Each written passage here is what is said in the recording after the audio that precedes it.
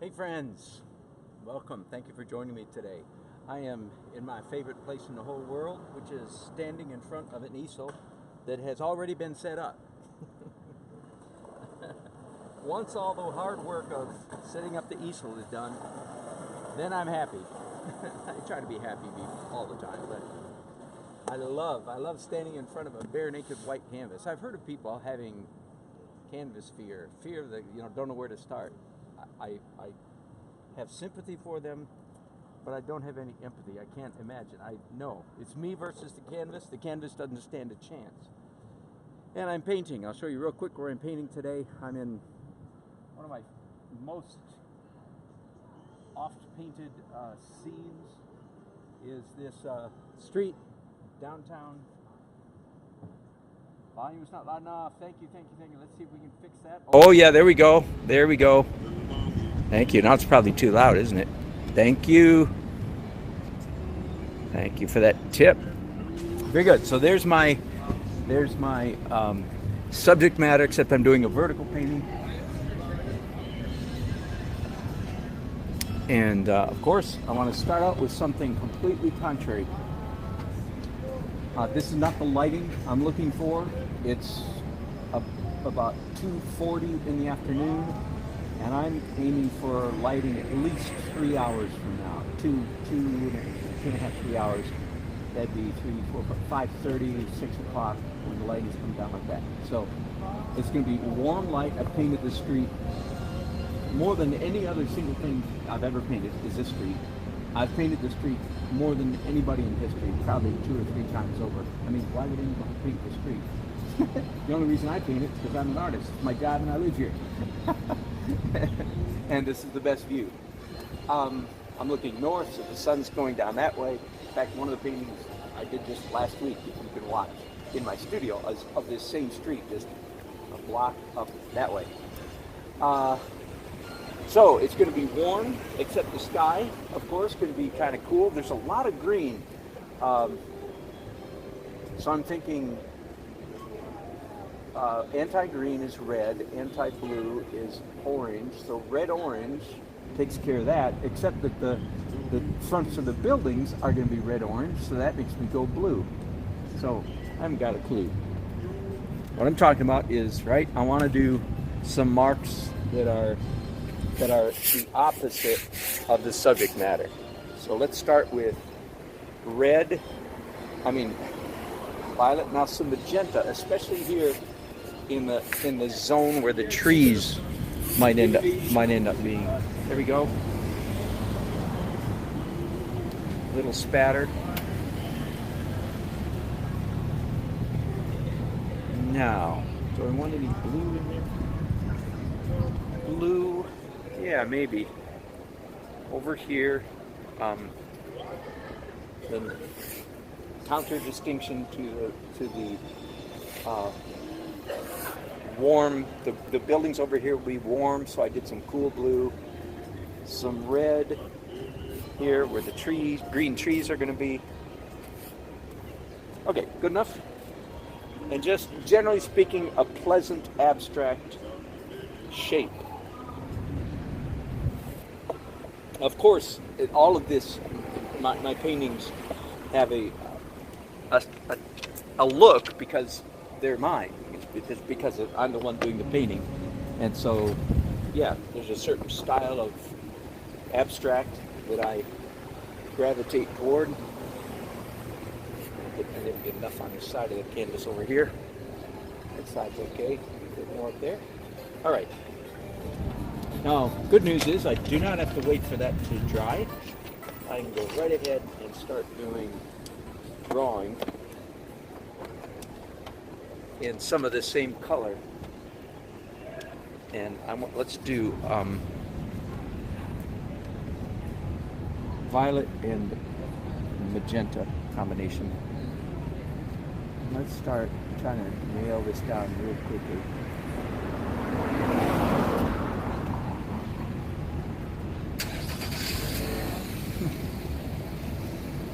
I made good friends with the Uber driver right here.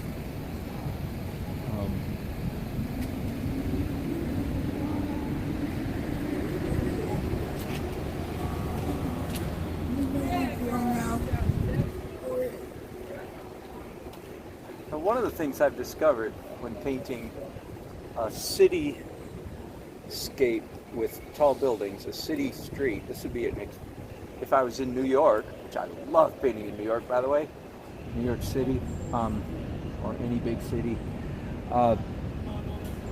the one shape that is most critical and easiest, if you will, to use as an anchor point, the one shape that is most helpful is in fact the shape of the sky, the negative shape of the sky created by the buildings. So that's exactly what I'm doing right now. I'm trying very hard to get the sky captured.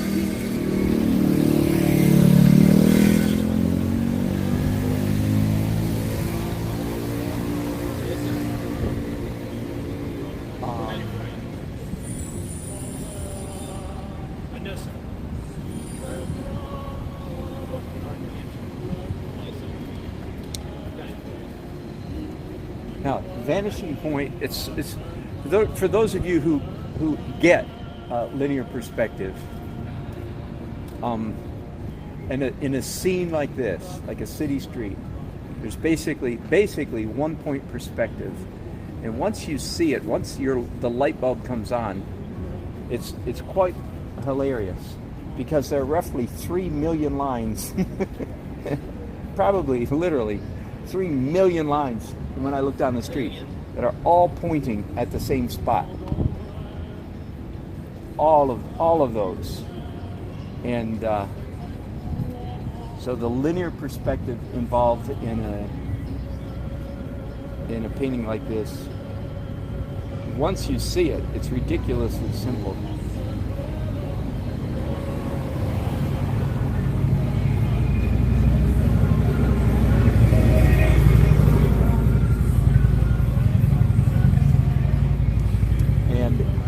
It's as if, I'll pull you down the street here for a minute. It's as if a person like myself were standing right there, right on this same street. Like, as you can see, I'm standing about 5 feet off the curb. So if there was a person my height standing way down there, 5 feet off the curb, that person's eyes would be my vanishing point. So that's what this dot represents right there. These long brushes are particularly helpful in placing a capturing vanishing point, because you can see I can make the brush, I handle the brush pass through the vanishing point. Just a convenient trick, if you will.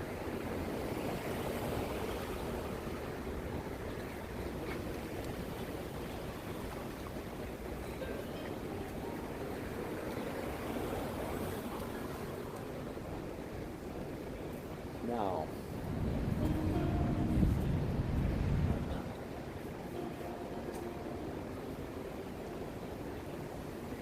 yep, that building goes right off the canvas.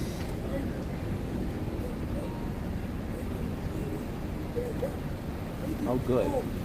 Another car is coming to park. And I'm glad it's a car. I'm glad it's not a great big tall truck.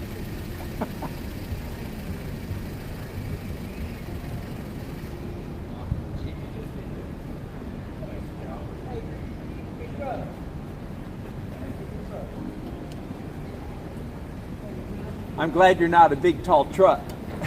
I like your car. Yeah, thank you.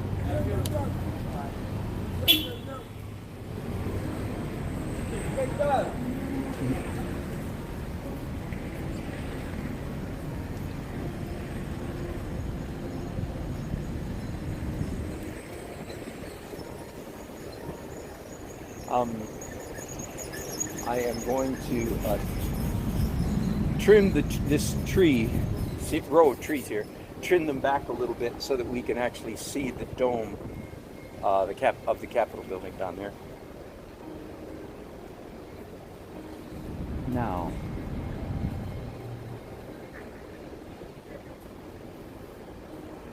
that line is not straight because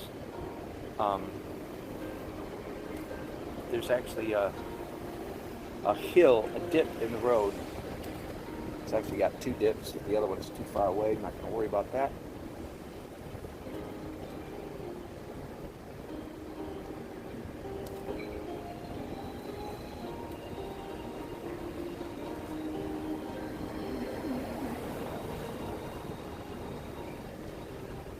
What I'm doing now is really trying to get the big lines, the major lines, in the right place.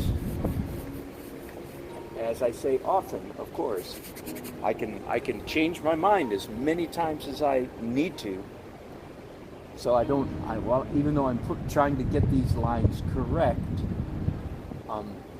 I don't assume that they're correct. Once I've got them down, right, I continue to use my ever more accurate judgment as I look at the scene over and over and over again. Same as if you're looking at a photograph.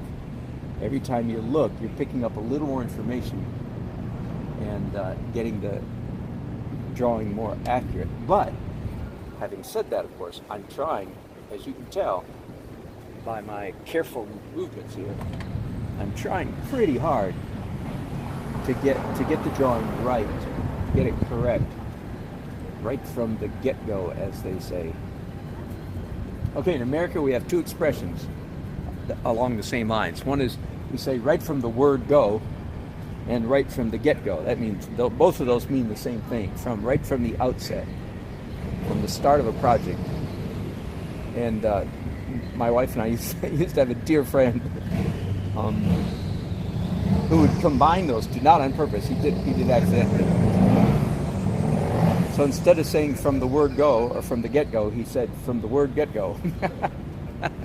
So all the years since then, we've often quoted that to each other with a little chuckle. There's I'm just rambling now, of course. Since what's new about that, eh? But there's also oh, you know what? I need to take a picture of these cars because these people are gonna take off on me in just a few minutes, and it really is a good idea to have a particular set of vehicles that you're looking at when you're finishing the painting. Anyway, there's another one. Wake up and smell the coffee, right?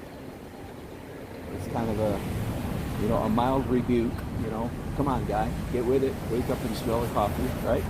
And then there's the other expression: stop and smell the roses.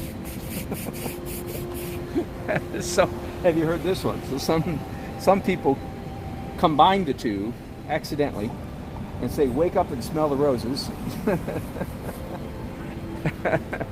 I love it. I like language. I like language, and I like how people mess up language. Both. I think my laughter is not mean-spirited. I don't think I'm being mean-spirited. I hope I'm not. we all have different gifts. And so wake up and smell the roses. No, it's wake up and smell the coffee. Stop and smell the roses. Anyway, so right from the get-go, I'm trying to get this stuff rendered properly. Okay, this phone should be up and running by now. I've spoken many times about one of my favorite apps called Pro HDR. Pro HDR. You need, if you're a painter and you paint outside, you absolutely need Pro HDR. That was a shot with a regular camera. Now, Pro HDR, what it does is it takes 3 photographs. I'll hold it, stop doing it right now. 1 picture, 2 pictures, 3 pictures. and then underexposed, medium, and overexposed, and combines the three so that you get a much better photograph. Great for painting. Great for painting. Okay, so I'm going to turn this camera off now to save the battery. I don't need just so much later when I want to look carefully at some automobiles. I'll have those ready to go.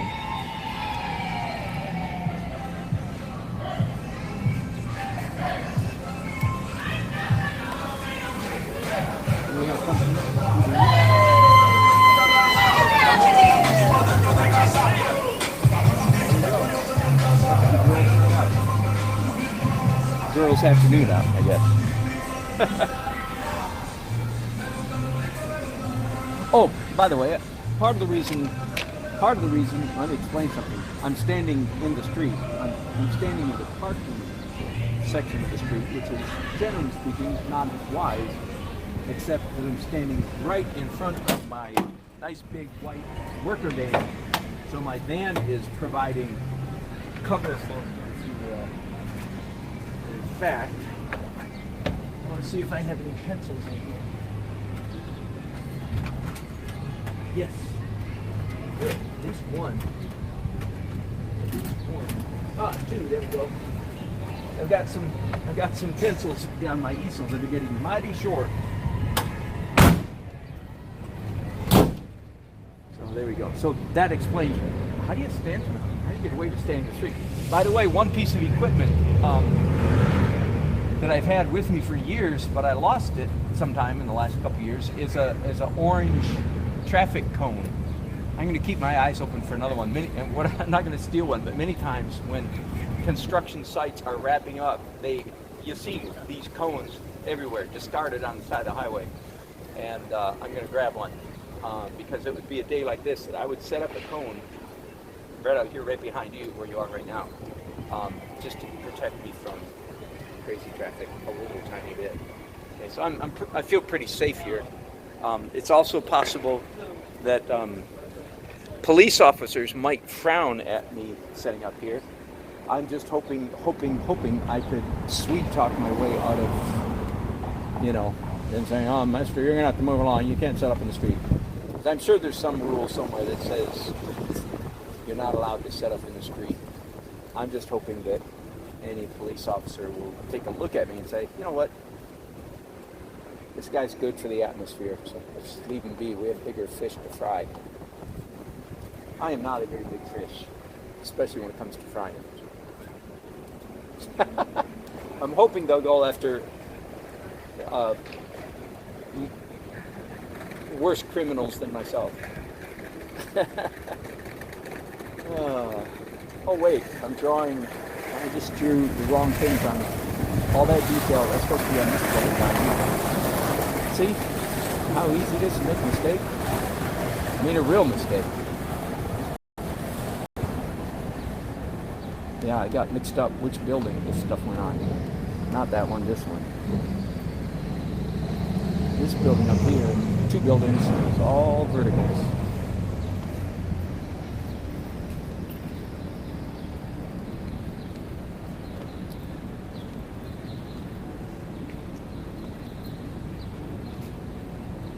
You've heard me say before, and I'm sorry, I know I keep repeating myself, but there might be somebody new watching, that the pencils serve two functions.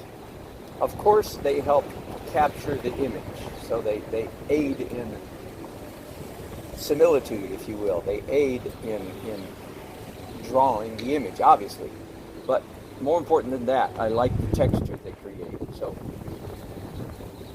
I'm using them for both. But especially the texture. A major part of this scene here today has got to be these trees, as they're big, bushy, thick trees that obscure, the bottom one, the second and third floors of these buildings. There's trunks down here. And the other thing is there are lampposts going down the road, and each lamppost has a flag on it. So I really think it's the, let me show you what I'm talking about. I really think it's the juxtaposition. Can I use that word? It's the trees with the flags in front of them that really helps this scene to work. Just the trees, not so much. But the green trees or the red, white, blue in front of it makes a pretty good little spot of color.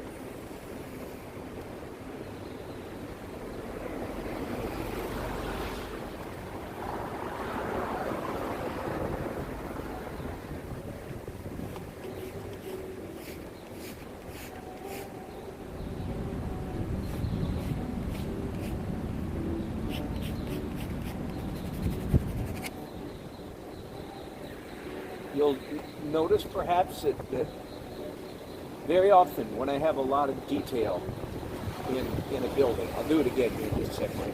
There's a bunch of horizontal lines here.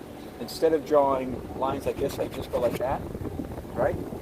That is, of course intentional, but the principle that I'm really counting on, and it does work, is that when you're doing the underpainting stage, the underpainting phase of your painting, it really helps to have lines that are not exactly on. So by drawing that way, by drawing a scribble, I'm guaranteeing that those lines are not perfectly accurate. And that actually makes the later stages of the drawing process more winsome, shall we say? Yes, we shall say. Also saves time, right? Drawing with two hands definitely saves time. Okay, here's a bunch of cars. That's the roofs of the cars, and here's the sides of the cars. With me?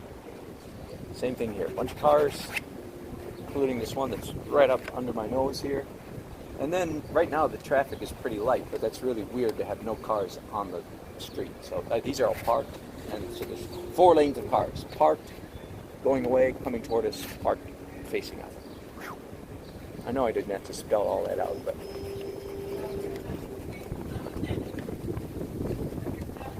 again, one very flag really catching the sun down there. Oh, and here's a lamp post right up close. Again, that is really, really important because it's silhouetted. I feel like it's important because it is breaks up this big mass of green, which is the tree. Does that make sense? And it's perfect. It's got banners hanging on it. 2 banners here. So again, there's some other signs. I'm going to move this one down a little bit. I think if you paint in a city, any busy cityscape, down here near the closest sidewalk, I like to say it this way, it's a veritable forest of vertical shapes. Hey Doug, a couple hours?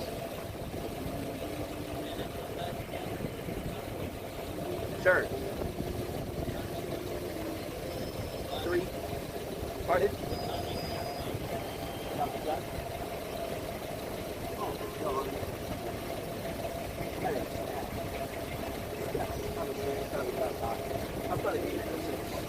Yeah, I can see him. Good buddy Doug. Thanks. Good buddy Doug there. Doug helps me actually set up my equipment very often. He's the only person in the world who knows how to set up my giant equipment. Besides me, I mean. Anyway.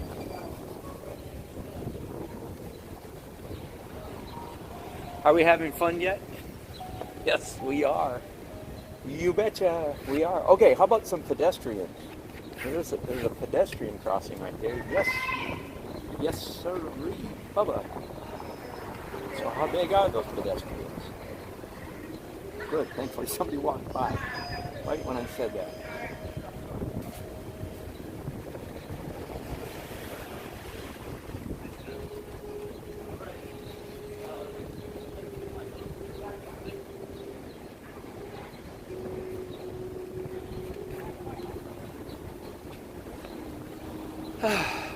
Fun, fun, fun. Okay, next, I'm either going to draw with brushes or do a glaze. You know what? I'm going to draw with brushes. One of the challenges, and this is a real challenge about using these pencils, and if you haven't seen me before, they're made by Jerry's Artorama. They're called Jumbo Jet Black. They're not as greasy as a grease pencil, but much more greasy than a charcoal pencil. And one of the challenges with them is that once you've drawn a lot like this, if you take a wet brush and rub through it, the black pencil does smear. So you have to be really careful and just try to rub through each part of the painting just one time. Like if you just bring your brush and rub through it, the pencil stays put. But if you go back a second time, then it really makes a mess. So one of the ways to diminish that problem, of course, is now what I'm doing now, which is paint on top of the pencil. Does that make sense? Once there's paint on top of it, it's sealed down. It's not going anywhere.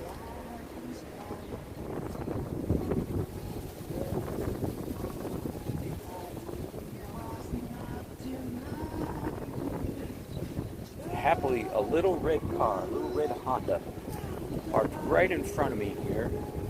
And I like that because the Honda it's not a terribly late model. A Honda is a perfect, in my opinion, like a perfect average car. I really don't want to paint my cars so well that people say, oh yeah, that's a 2014 Subaru X57. I'm making that corrupt. I'm not a lover of cars, so I don't try to follow. Do you know what I mean? So a Honda, I have noticed, is like a perfect, ignorable model. It just looks like every other car on the road. So that makes it for a really good model. Yes, I got a photograph of it a while ago. So that will help. It's been a while since I went out and did what I call figure drawing of cars. And I really need to do that again. In the last year or so, I've broadcast myself doing that more than once. How you doing, Bob? It really is time for me to do that again. In other words, I do so many. It's like figure drawing. As an artist, everybody has to do figure drawing. You have to be by rote or by model, either one. Doesn't matter. You have to learn how to draw people because there's going to be people in your paintings, unless you're doing all still life. But in my case, if I'm doing cityscapes, there's always going to be cars in my painting. So I don't do it nearly often enough, but every once in a while I do go out and do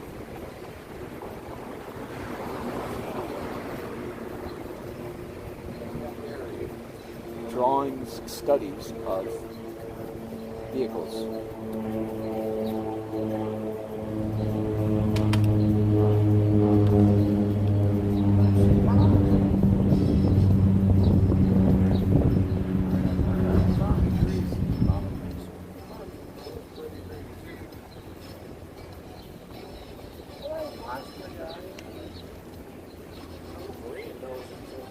Back to some green now here to do this outline. So the very next thing I'm going to do in this painting is real obvious. Thank you, brother. Thank you, man. Thanks for coming to check me out, John. Look good. Just getting started. The next thing I'm going to do after this is without doubt glazes, transparent glazes on top of everything.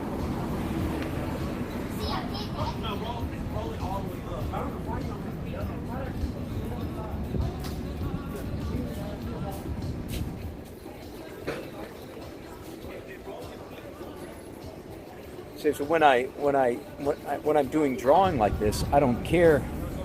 It doesn't bother me that much that my brushes are picking up the gray pencil and turning it into a dark smudge. I guess that happened extremely here with the people. You see how dark they are? That wasn't dark paint, that was just picking up the pencil. But it's okay, because I'm right at the moment, I'm doing drawing, if you will, doing outlines. Does that make sense? Okay.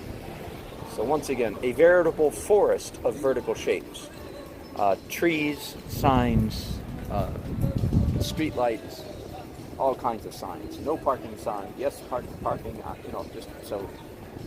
In a cityscape, as I said, a veritable forest of vertical shapes. Just a good thing to keep in mind. You can't have too many. In fact, typically what I do is I diminish the number of vertical shapes by a significant amount.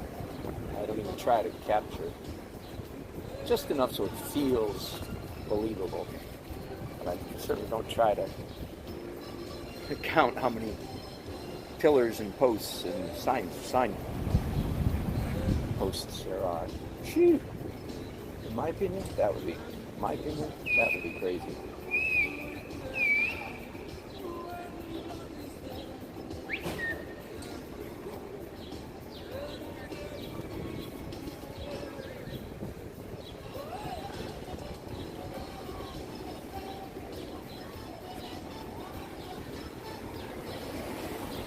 I'm doing a little bit of local color, perhaps you can tell. I did outline the trees in green, as you can see, and outlined this green tree, outlined this red car in red. So, just a little bit, a hint of local color. And now I'm doing this blue building in blue. Just a little bit.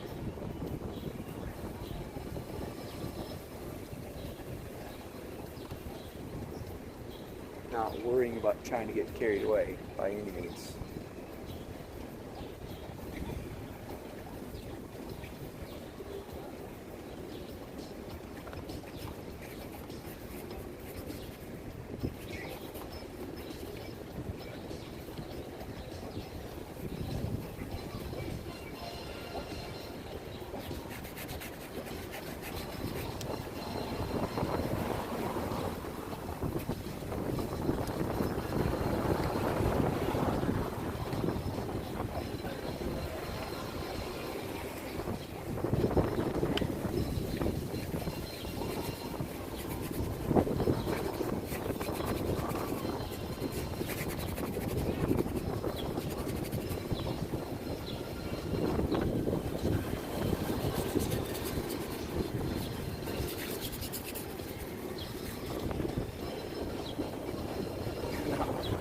Really would like some larger brushes right now. I don't have them in my hand, so this is what I've got. Block in some large areas of color. Green trees. I don't always, in fact, most of the time, my foliage, my greenery, trees, I underpaint in purple, not green. So this is a little bit unusual. Blocking in green trees with green paint. A little bit unusual. And I'll certainly come back later with some other colors.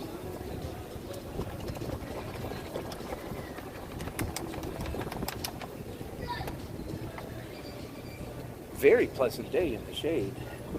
Very fortunate to have this nice weather. Hello. Good. Right. Thank you. So I'm trying to decide now what color. Here's the view again. Do I want to do the sky blue, or do I want to underpaint the sky in a complementary color? I don't know. I'm going to take these damp brushes, rub them through everything that's here. That just smears whatever isn't dry yet, makes it dry more quickly. Thankfully, most of it is quite dry, so that's good.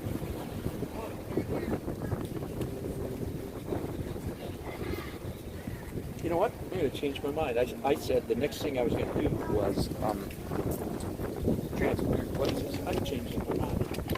I'm going to do white next, and then transparent glazes. So,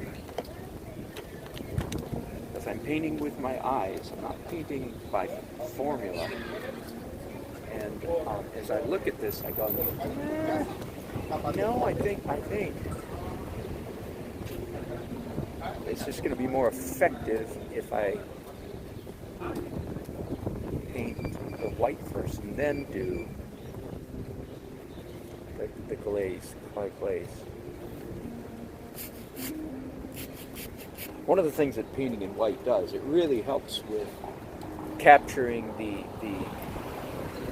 image, the similitude, helps capture the subject matter quickly.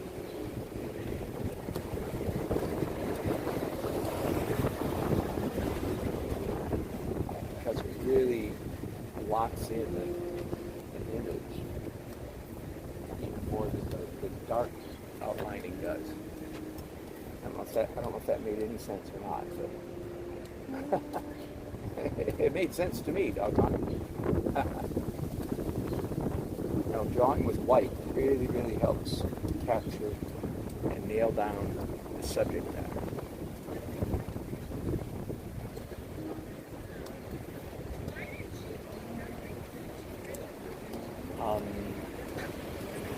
Here's a case where I really do want to erase a line. So this purple line was the curb and aims at the vanishing point, but it's running now right through the middle of a car.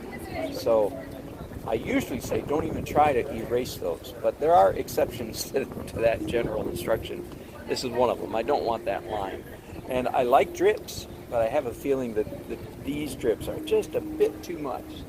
So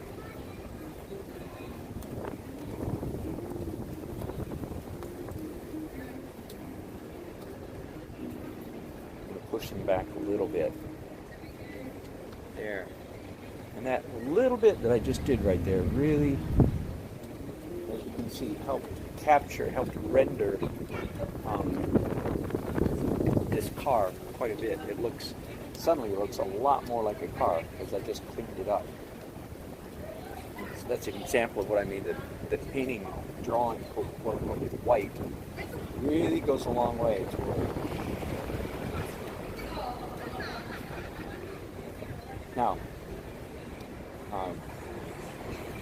how to render people? The answer is in stages.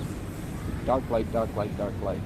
In fact, that's how to render any complex or highly variegated subject matter.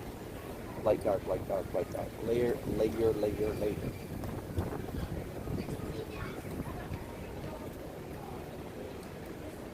Looking down the street, the cars are basically just a hodgepodge of values, lights and darks.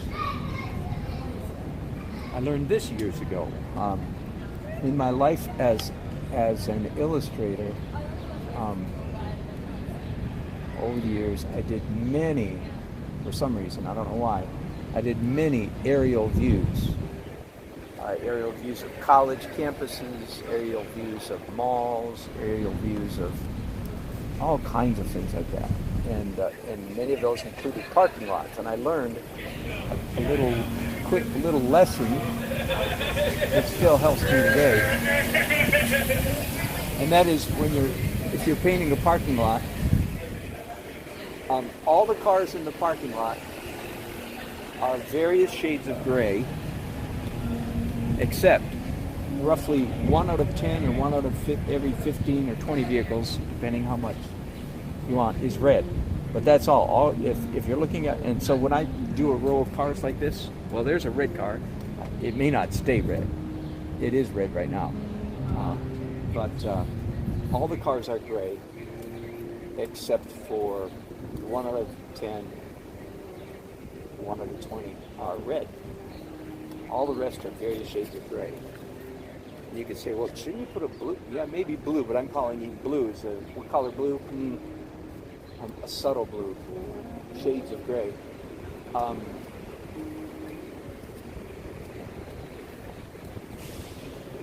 me see. I'm trying to figure out.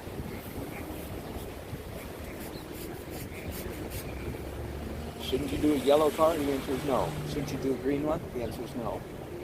If you do, you'll regret it.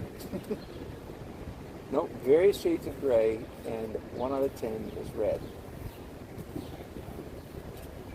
And then headlights and taillights really help to communicate carness.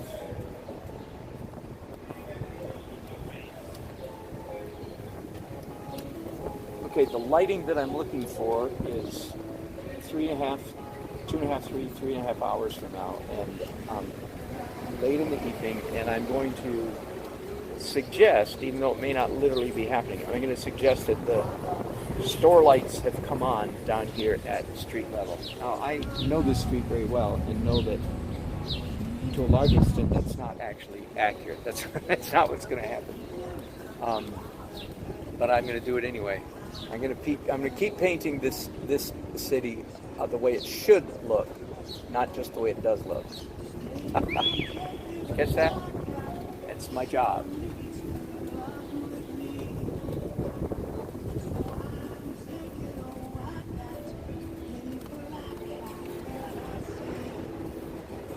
Okay, fun. Done with white.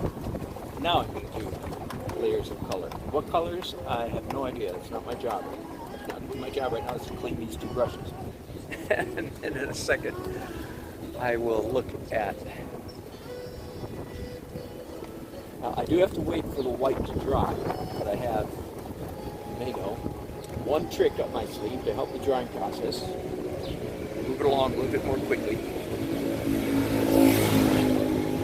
That is, I'm going to take, again, these large brushes, fling the extra water out of them, and rub them through the white paint. So where the paint is real thick, it'll pick it up like that right there, and it'll make a streak. And again, I say this all the time, you cannot do this slowly or timidly. You can't go, no, it'll look like you went, and it'll look like crap. No, you have to do it with boldness and strength and speed and length. See, my hands are going completely across and off the other side of the canvas. Quickly. Then the marks that I make have energy. Here's a rule. Any stroke, brush stroke, any stroke applied with enthusiasm, vigor, speed, joie de vivre, panache, boldness, joy is a good stroke. Let's condense that list. Any stroke applied confidently and joyfully is a good stroke. Will look good on your painting. Conversely, this is really true.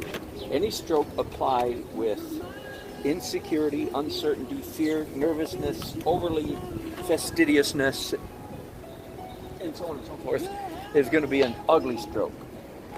There you go. And your goal as a painter is to make all your strokes beautiful, simple. Simple enough. Okay, I think it's probably dry enough. And you know what? This is so intuitive. I don't even know how to say. All of a sudden, I just saw that sky and said, that sky has got to be orange. No, I mean the underpainting. That doesn't mean the finished painting is going to be orange.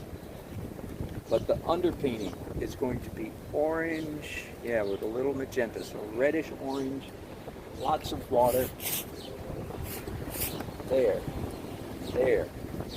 And whatever goes in the sky in the underpainting also goes on asphalt pavement, because most of the pavement is a reflection of the sky. What color is asphalt? The answer is the color of the sky. The color of the light hitting it. What color is that asphalt looking down the street? It's the color of the yellow sun hitting it, and where the shadows are, it's blue reflecting the blue of the sky. Get it? So just do your, I'm talking about here to anybody who's painting, as I am, a cityscape, or a townscape, or a house with a long driveway. What color do you make the what color do you make the concrete asphalt road, Pat? The answer is reflective of the sky, basically. Okay, a little bit more warm here. Picked up some yellow now. Yellow and orange to do the fronts of these buildings. And yes, I hope you're noticing the manner in which I'm doing these strokes. Some of you, I'm driving you crazy because you're going, look at, you missed spots. There's like gaps in your, right. Took me years of practice to create it, right? Because some of us, now that's not where I started as a painter. Oh, no. When I, 40 years ago when I started, I couldn't stand that kind of stuff. I wanted every stroke to be solid. Why? Because I was painting out of my grumpy adult judging mind. I talk about that a lot. Instead of out of my joyful, purely kinesthetic, free sensory child. The grumpy adult says, those strokes should be solid. Those strokes should be solid. You're not a very good painter. It missed a spot. There you go. See? Who says missed a spot? A child or a grumpy adult? The grumpy adult says missed a spot. Are you with me? The grumpy adult is not a good painter. Your internal grumpy adult is a really bad painter. Just write it down, count on it, mark it down, don't forget it.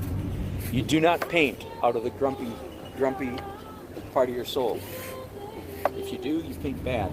And of course, half the people that say, I'm just so tight, I wish I was loose, that they're painting out of their grumpy adult, the center of their being, instead of the joyful child. That's just one way to put it. Some of you needed to hear that. Yahoo! Is that fun or what? Fun. I'm going to add more orange down here. It's of course it's all running away so profusely. So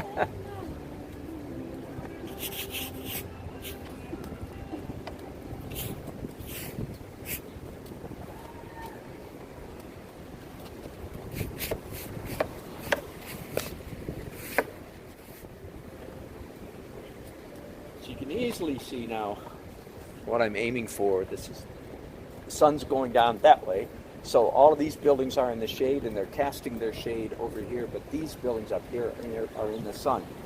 Don't let the orange sky fool you. The sky is not going to be orange. I don't think it will have orange undertones. The sky is going to be bluish, but bluish sky painted against an orange. That's not a Dan Nelsonist. That's classic, old-fashioned, classic landscape painting. The complementary colors underneath the blue sky. Okay, I'm thinking again. Look out, he's thinking again.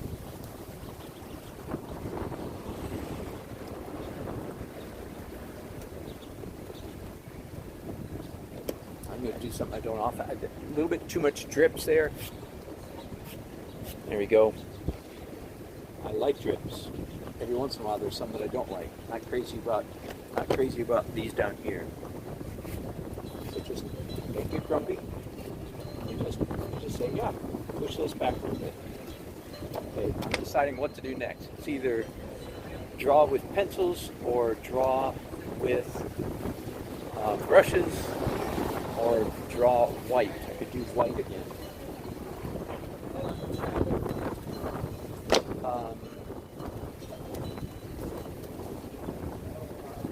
It's either draw with pencils or draw with brushes. Draw with pencils. Good enough. In which case, you could bust out and use good old pencil sharpener again.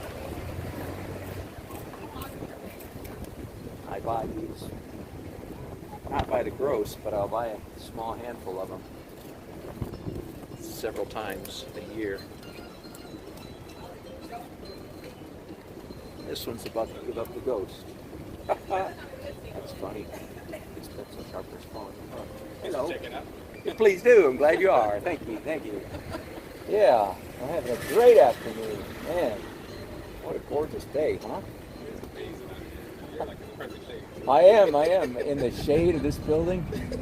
Exactly right. Exactly. Are you riding far today? What? You're shooting? Cool. I'm being shot, folks. Twice. Excellent, excellent. Camera inception. Yeah, for sure. Man. Thank you, you too. Whoops, that pencil just died. Hello. Absolutely. Is this a camera club? Yeah. Yes. Excellent. Yes, certainly.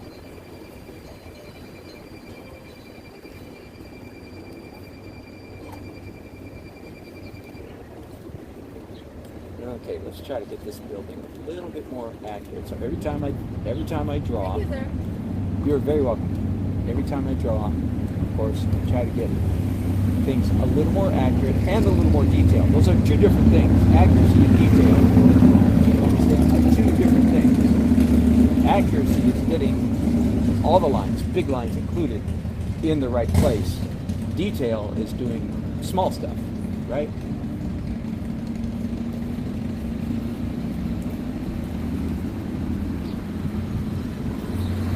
And yes, there's no question you can paint, you can draw and paint faster with two hands. Especially when you're doing stuff like that, right?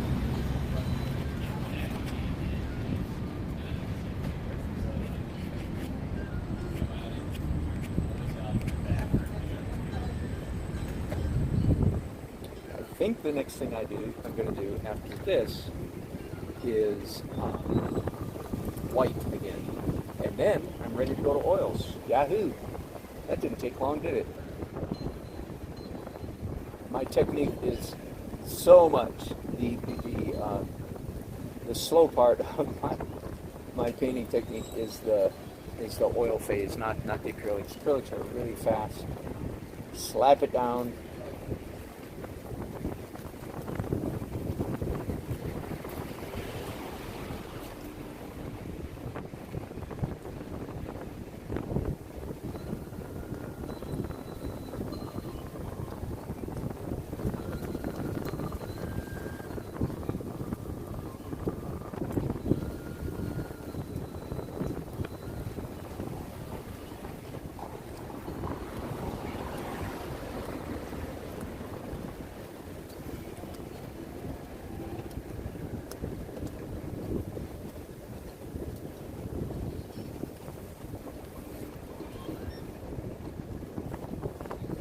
Today's Saturday.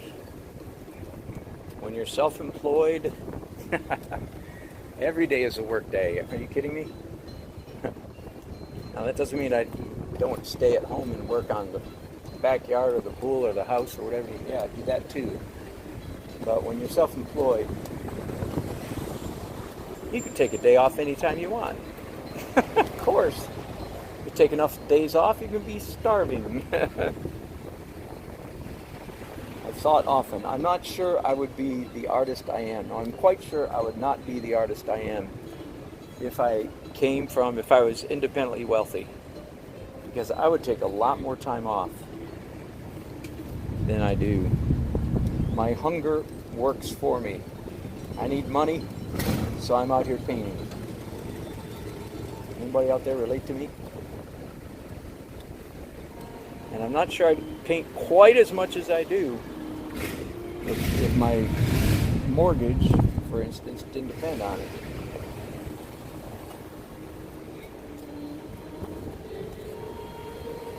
And one of the ways I know this is true is because I'm a very avid musician, but my mortgage does not depend on me practicing or playing my music. So even though I like to practice every day, I'm that kind of musician. I'm a real practicing musician. My mortgage doesn't depend on it. So, yeah, the way too many days I go to bed and go, oh, rats, I didn't get to practice today. See, that's the difference between being a professional and an amateur. An amateur does stuff for fun, which is great. A professional does stuff for fun and because you have to. if you want to pay your bills.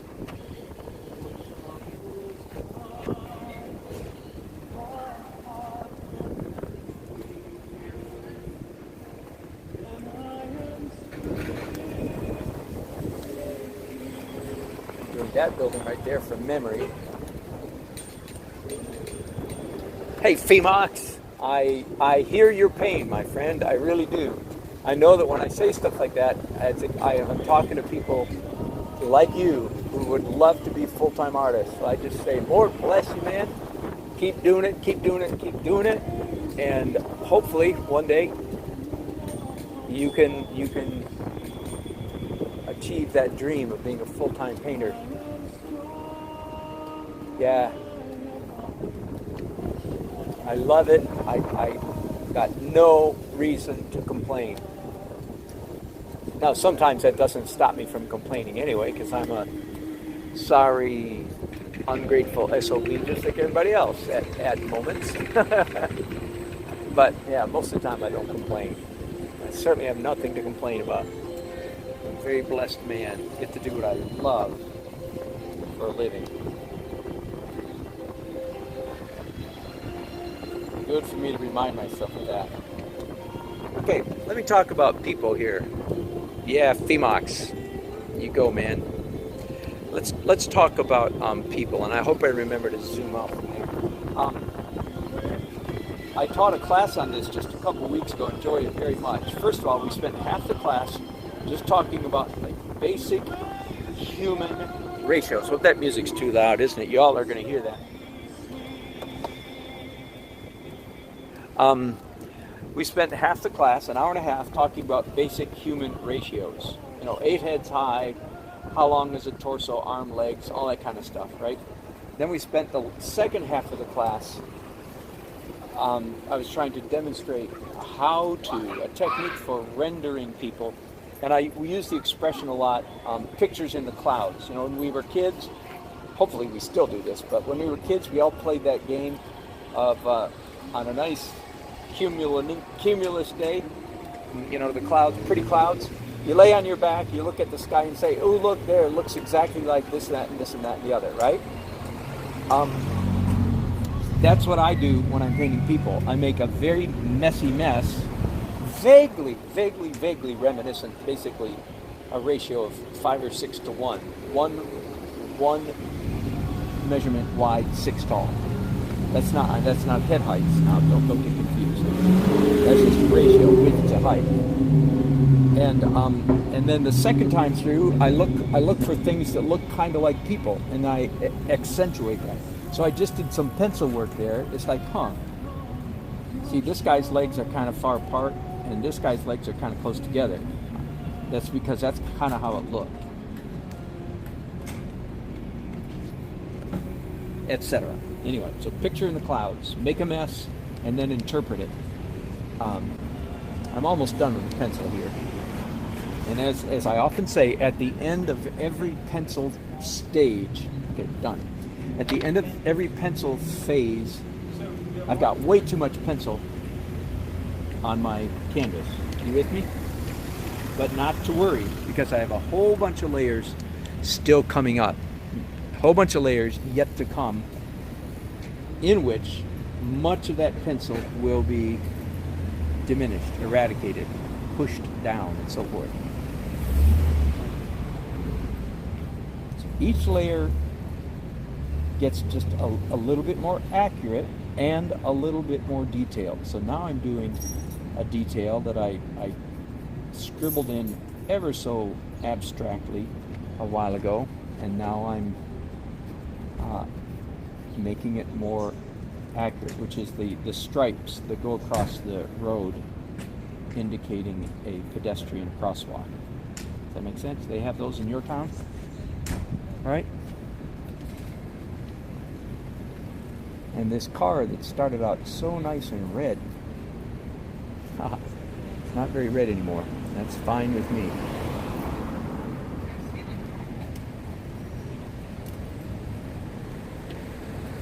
In fact, this car will almost certainly not be red in the final painting.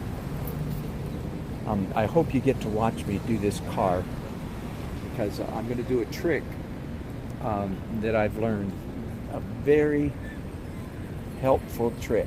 I can describe it. I'll describe it for you now. It is this. Anytime you've got an image, a car is a great example. Sometimes it's a person, a figure. Like, okay, this painting would not be complete. It would be, the scene wouldn't be right. Here's the scene again, right? Here's that car right here in front of us. The scene wouldn't be right if there wasn't a car right there. But, this car is attracting way too much attention. Right? You with me?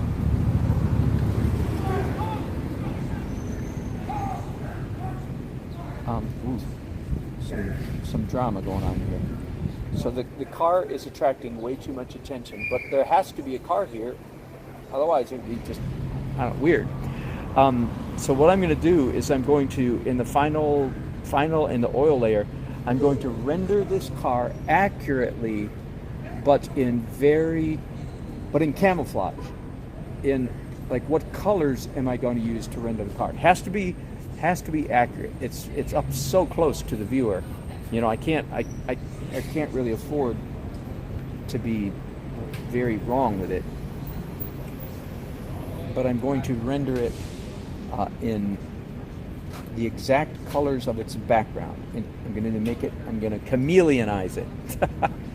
Whatever color all this is, that's the color I'm going to use to finish this car.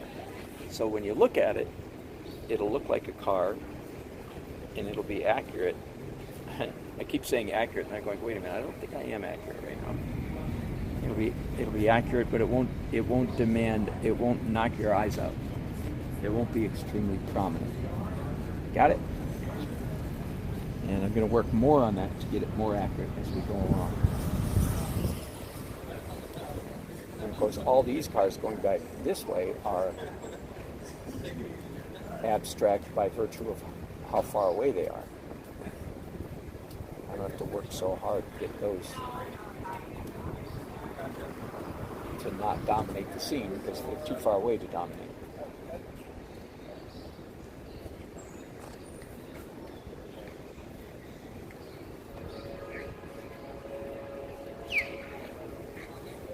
One of the things I taught in my figure painting, it was working figures into your.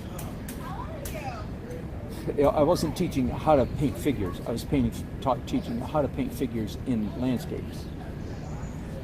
Is that, in my opinion, again, the figures that you paint should be of an idealized shape, not a real shape.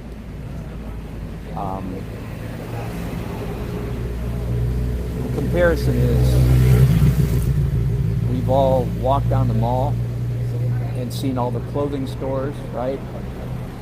Especially women's clothing stores. All the mannequins in the windows are a size 0 or a size 1.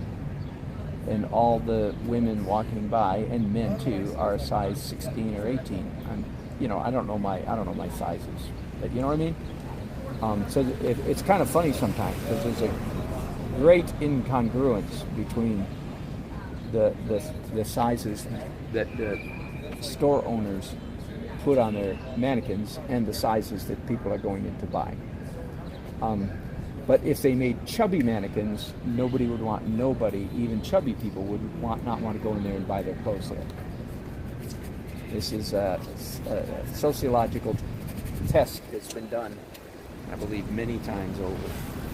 So when you're doing a painting and you're putting figures in your painting, you don't want to make them realistic, American-shaped people, bulbous, unless you're trying to make a point that, like, this is a retirement center or some such thing like that, right? If you're painting Florida and you want it to look like Florida, then you might make all your people bulbous so that it looks like Floridians, retirees.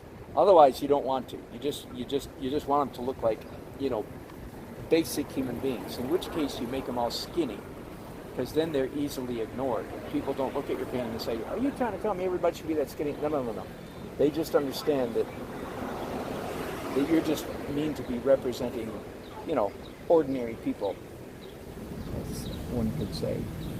You're not trying to render particular, specific people. And yes, I wish everybody knew that. I wish everybody knew that. Some halfway decent painters, some of them don't know that. I saw an ad just yesterday.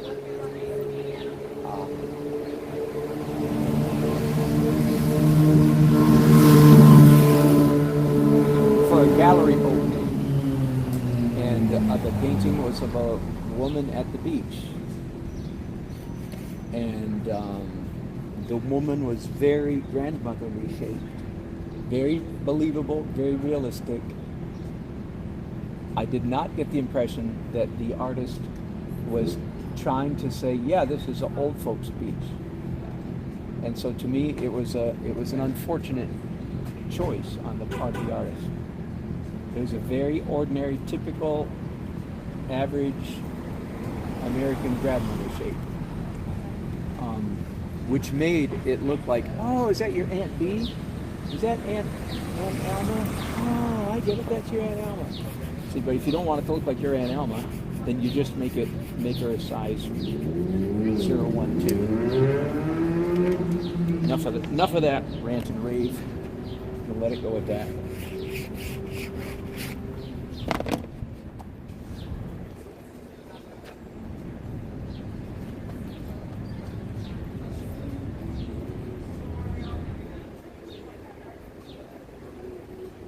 And I guess, no, it's not enough. One more thing. You know that it's very politically correct to rant and rave against the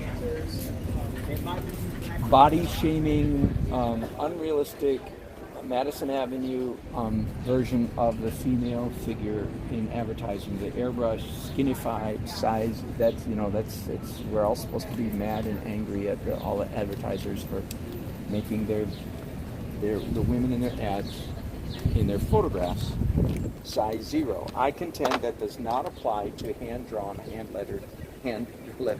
hand-drawn figures. That only applies to photography.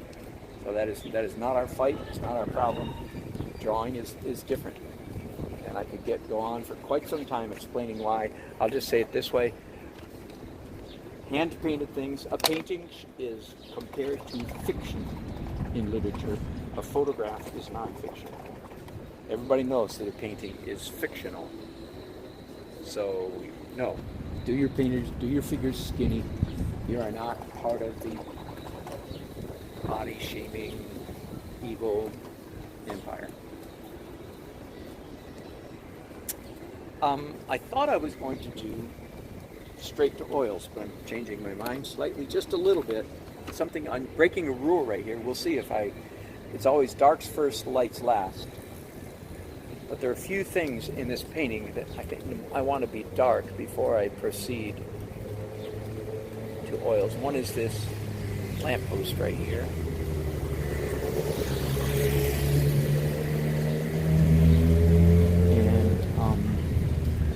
And likewise, some of these lampposts over here. And this vehicle, this car. This car. So just a little bit of dark here and there. I feel like it needs to be in place. And there's some windows in this building way up here that need to be, whoa, they don't need to be that dark. Let me see if I can do anything about that. Yeah, good.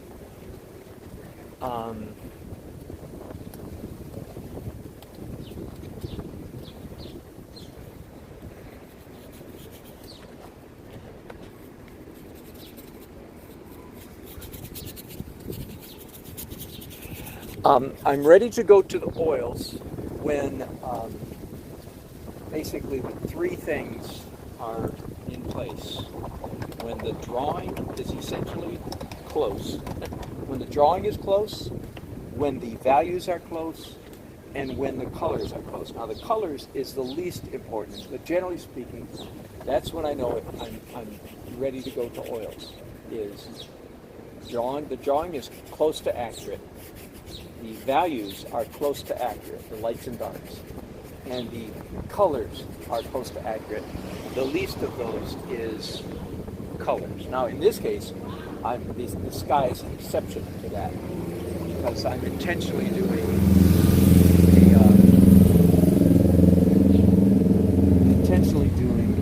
a complementary underpainting in the sky. Now,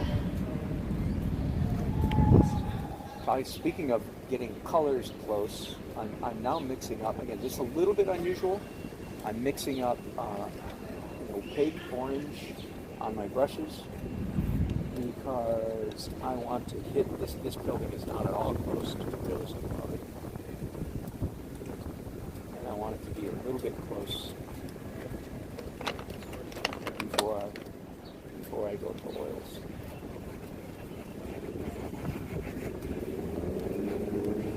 There. Now, anything else?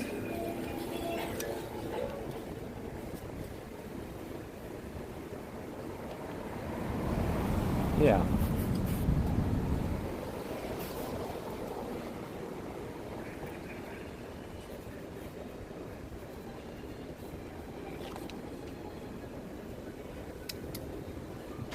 Yeah. There's a streak of light that goes across these.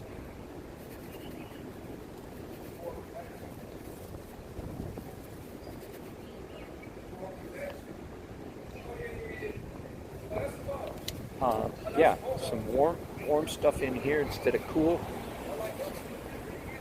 To hint at lights in windows. Over here they look cool, but over here they look warm, but over here they got cool. So let me just fix that.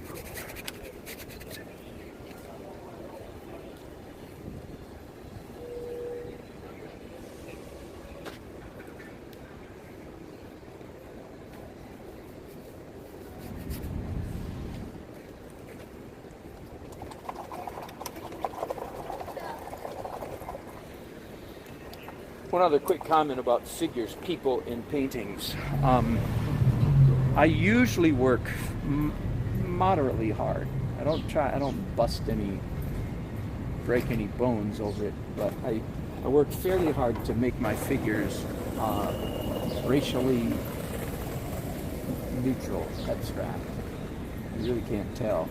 Those black people, white people, brown people, Asian people, I don't want you even asking that question. They're just people. So I usually try to keep them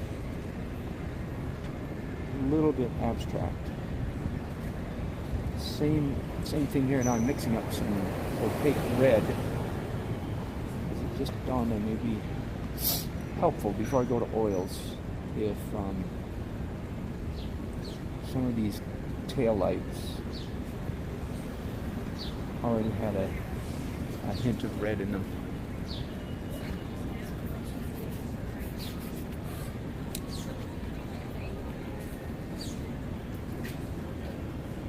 All right, I think I'm ready. I'm going to take a little break here and be back in a few minutes to proceed with oil. Thanks, guys, for watching. I look forward to reading your chat comments and your comments. I'm sorry I'm missing so many of your chats. I do go back and read all of them. Trust me, when I get back in a indoor setting, I enjoy very much looking at all of your stuff. Oh, I just said I was going to... Hang on. I just decided I want this sky down here a little bit more pink and a little bit more orange. There we go. Okay, now, thanks. Be back in a few minutes. Hey gang, welcome back. I get pretty hungry and I look for a place to eat. Couldn't find one close enough by, so we're gonna fast and paint today. Oil glaze, oxide red.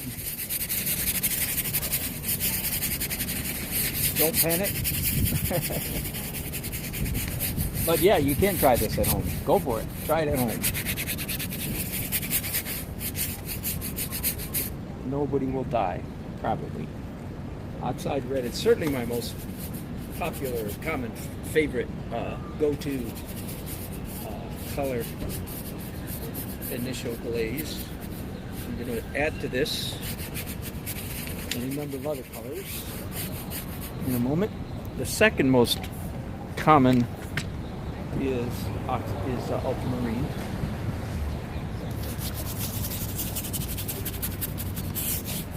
And I often do that in the sky, but I'm not going to do ultramarine in this sky today, because I do, in fact, I want the sky to be complementary to blue, right up until the last or next to last daisy. Well, it looks like I'm going to do the whole canvas in oxide red. Again, don't let the name fool you. It's a brown color, very pretty, orangish brown, very similar to burnt sienna, if you're familiar with that.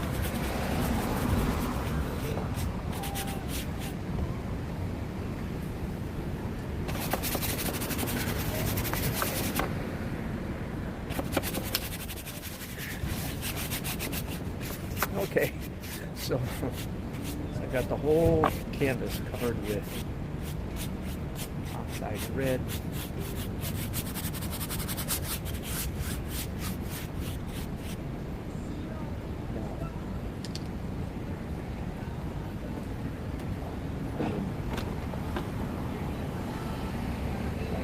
I guess I'll use tissues here.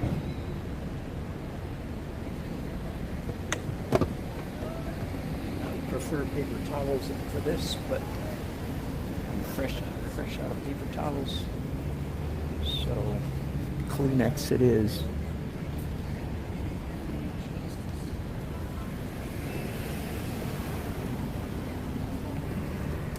And then my mat, my drop cloth mat.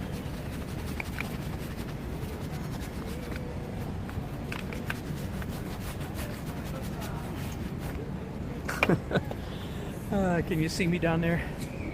Not quite. Okay. Yeah, I'm going to do some ultramarine, but not in the sky. Down here in the foreground.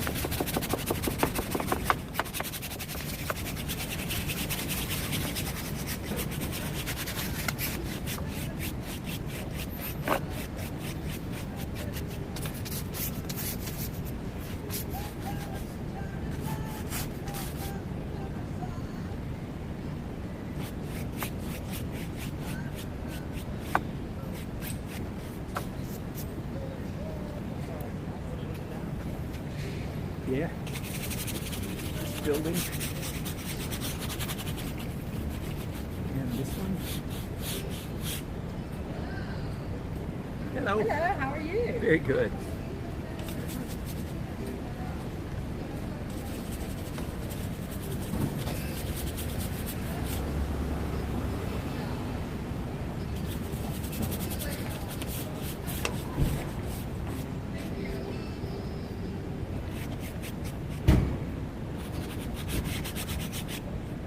Okay, so I got the combining the oxide red and the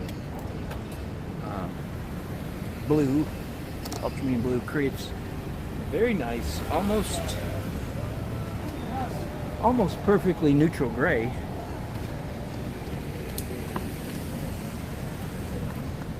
Now let's do some stuff up here in the sky. Indian yellow, first of all. And a little bit of permanent rose.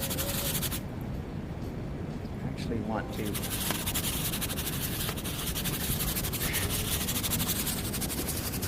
intensify the orangeness of the sky a little bit.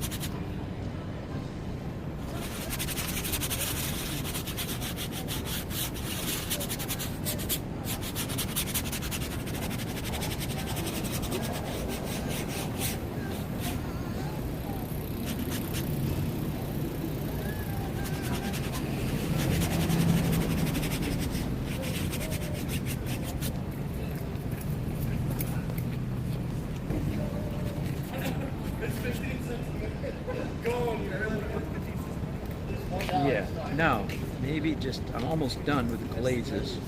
Picking up some violet now on these already dirty brushes. Darken this corner a little bit.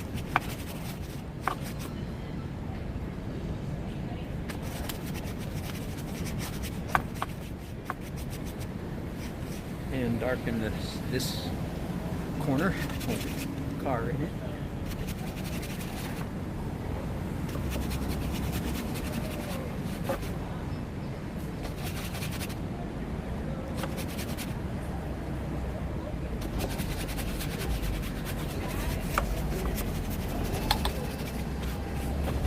Let me see if I did it kind of reddish down there.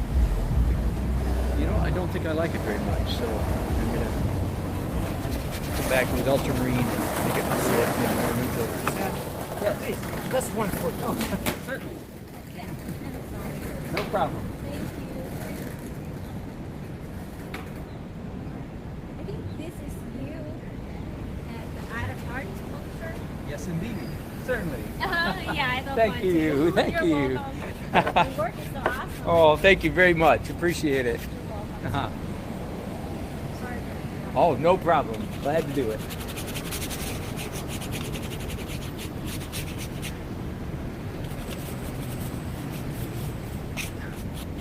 I don't know if I want that building dark or not.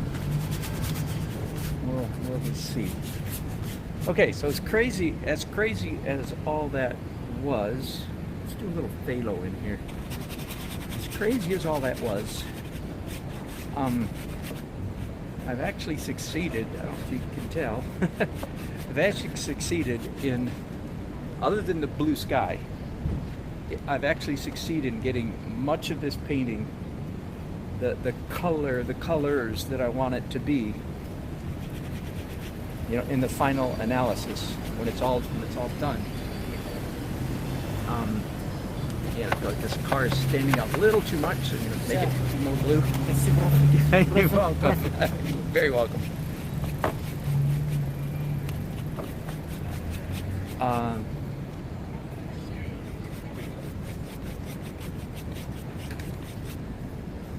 Okay, I'm going to clean these brushes later, so I'm just throwing them down for now. And at the end of the day, if I have the energy, I'll clean them. Now, let's definitely want to do some ragging here. Definitely want to do some rag. This building, the Capitol building, needs to be quite a bit lighter. And perhaps you've heard me say before, I love painting with a rag. It's just so much fun. You just get absolute control without slipping into the downsides of control freak painting. Yeah. Right? You get to be a control freak without suffering the fallout of control freak approaches to painting. Yeah. The light here.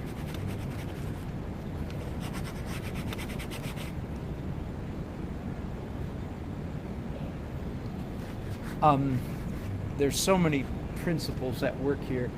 I don't want to get off on a great big long tirade, but many of you, most people, most artists, the great majority.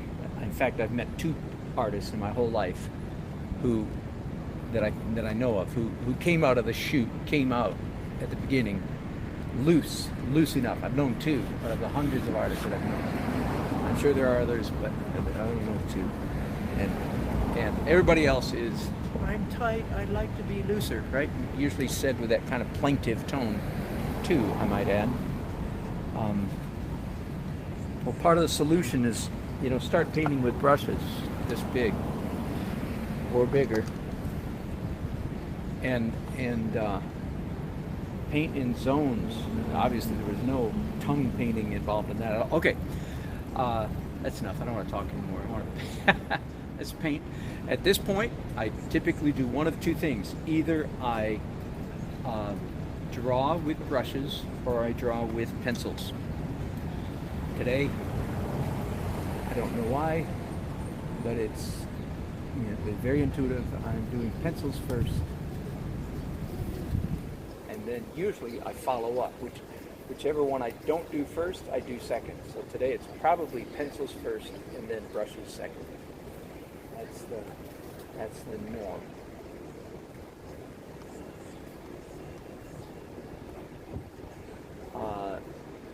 And again, I know you hear me say this all the time, but there might be somebody new listening. The pencils serve two functions.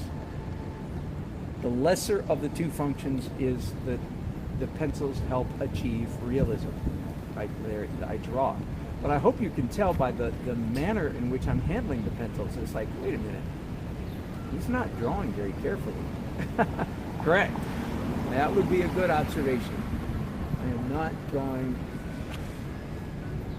the way you would think if I were hell-bent on quote-unquote realism. If I were trying to achieve a high degree of accuracy, I wouldn't be drawing in this rather loose and crazy fashion.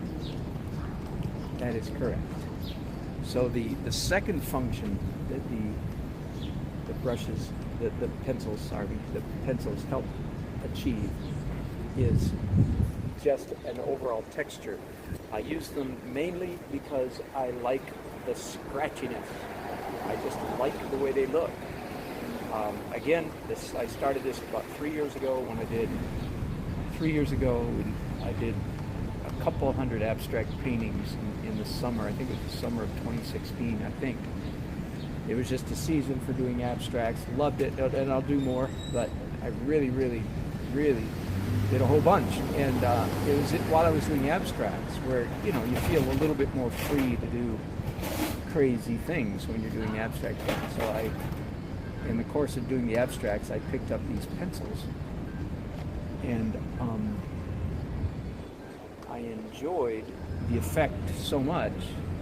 By the way, I'm really cheating right now. I'm moving some buildings around.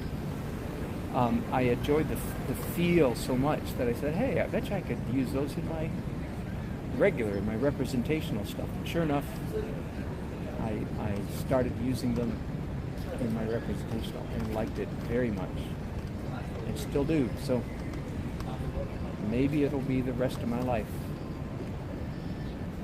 I just like the combination of squishy paint and scratchy pencil. I like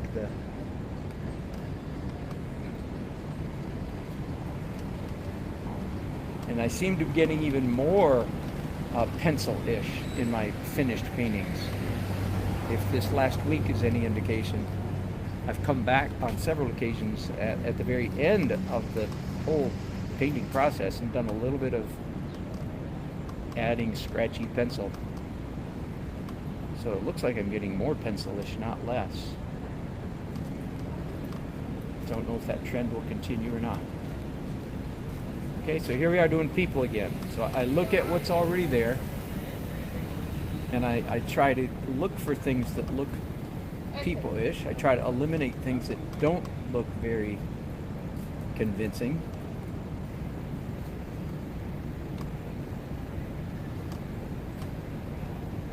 Like this person right here, right at that minute, they turned their back to us. So now I'm seeing this as back. Let's lengthen that shirt a little bit. And this is his left arm, his or her left arm, reaching out slightly in front, and right arm and back. So this will be probably a dark back of the head. Shorts or long pants? I don't know. Don't have to decide that yet. This person, on the other hand, is definitely facing toward us, body turned toward us while they're walking down the street. This might be a woman. Yeah.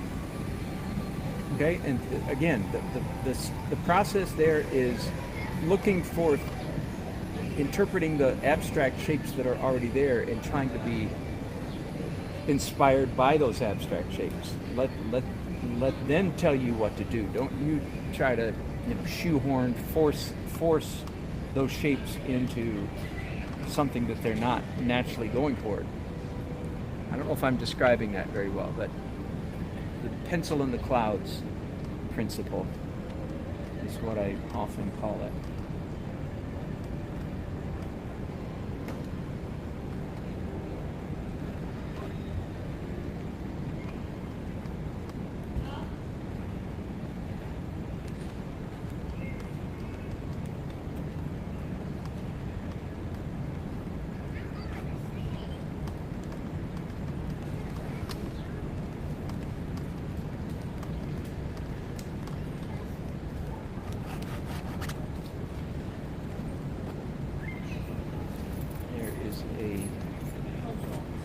Hair on the painting. If I can get it off, I do. If it gets, once it's painted underneath a layer of paint, I usually just leave it. Okay, done with the pencils. Now, let's get out some smaller brushes for the first time.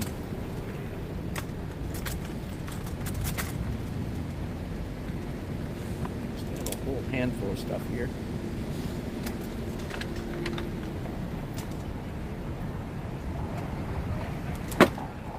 When I say small, fan brush, unique special category for the fan brush. My favorite shapes, as you can probably tell, is filberts. 80% of these brushes are filberts. These little tiny things, they're reserved. This is for signatures. These are for when I'm doing portraits. So this is what I call small brushes.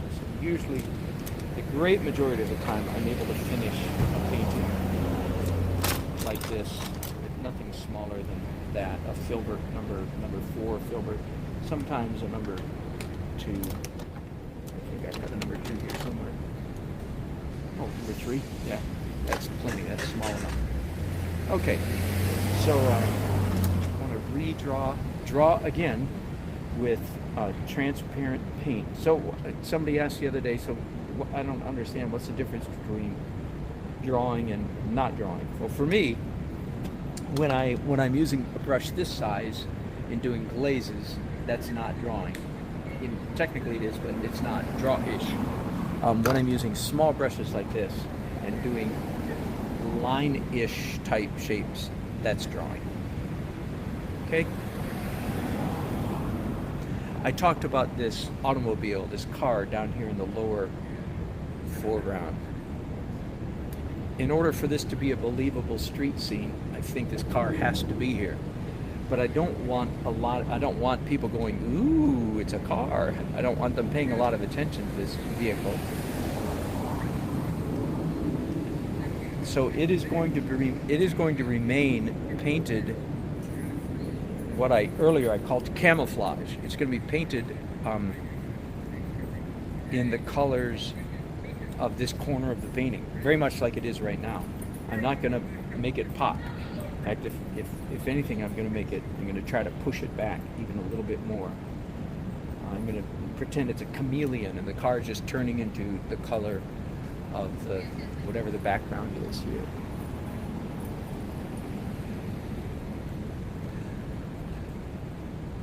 Okay, theoretically, what I'm doing right here, this is my last layer of dark.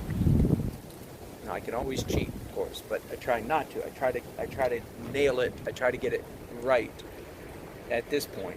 So when I'm done with this phase, this stage right here, the painting will be as dark as it's going to get. In fact, darker than it's going to be. So at the end of this phase right here, I do want to make sure that I have adequate. The main reason I'm saying all that is that at the end of this phase right here, I want to make sure that I have adequate darks. Did I say that word clearly enough for you?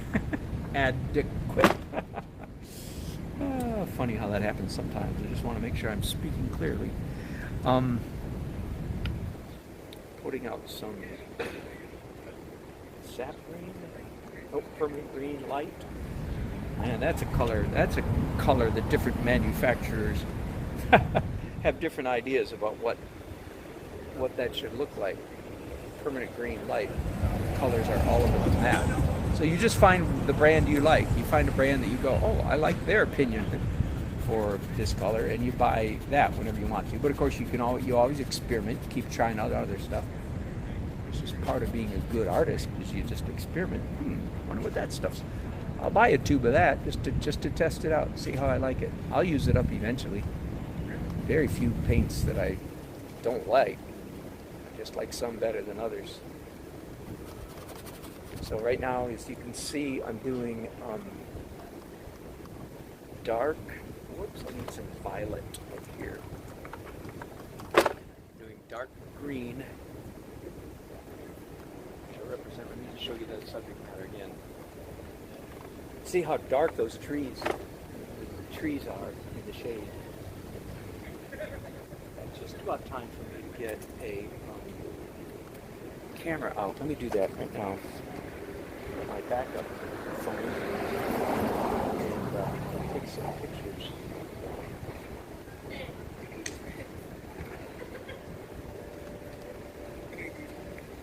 There we go.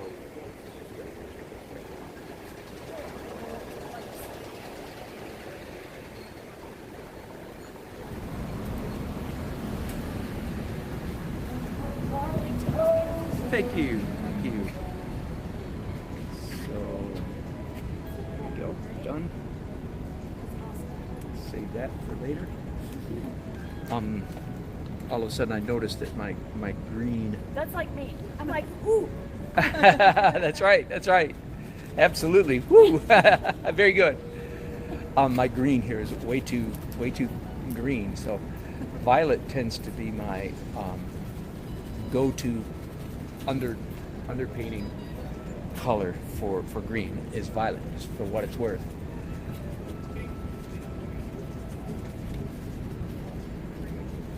In fact, if you want to render greenery, foliage, bushes, trees, believably, having quite a number of underpainting colors under them is a really good trick. Red, gold, purple, magenta, maroon, burgundy, all of those really good for underpainting trees. One of the good tricks that Thomas Kincaid should have taught you all. I haven't given my Thomas Kincaid rant and rave for quite a while. I love bringing him up. It was a lot more fun when he was alive. It really was. I'm still sad that he's gone. But I like bringing him up around artists because it's my snob detector. I can unmask all the snobs in the room with 2 words. Thomas Kincaid. Now, I'm sometimes a snob, but I try to be aware of it, and I try to give you a snob warning when I'm being a snob. Otherwise, generally speaking, I don't like snobbery of any kind. And unless you're a better painter than Thomas Kincaid, unless you're a better painter than him, I want you to zip it. I want to hear it. I do not want to hear all your snobbing. If you're better than him, then you may school him and instruct him. Now, the fact is, the reason we have a reaction, well, there's 2 reasons. One is because he made a gazillion dollars, and you and I haven't yet. So there's that plain old-fashioned envy. Yeah, it rises up. So we feel like we should treat people with contempt if they've made a bazillion dollars. We haven't. But the real challenge, of course, is that what he chose to do with his skill, which was create, if I may, nostalgia. And that's what most of us don't like.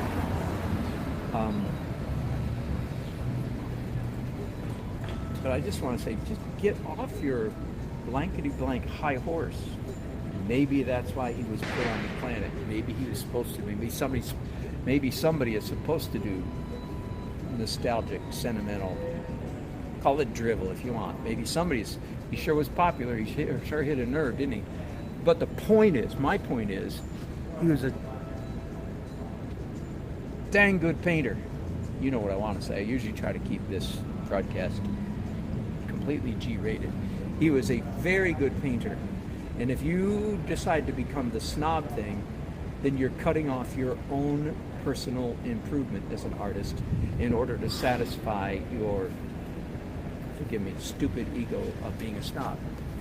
I walked one time into 20 years ago,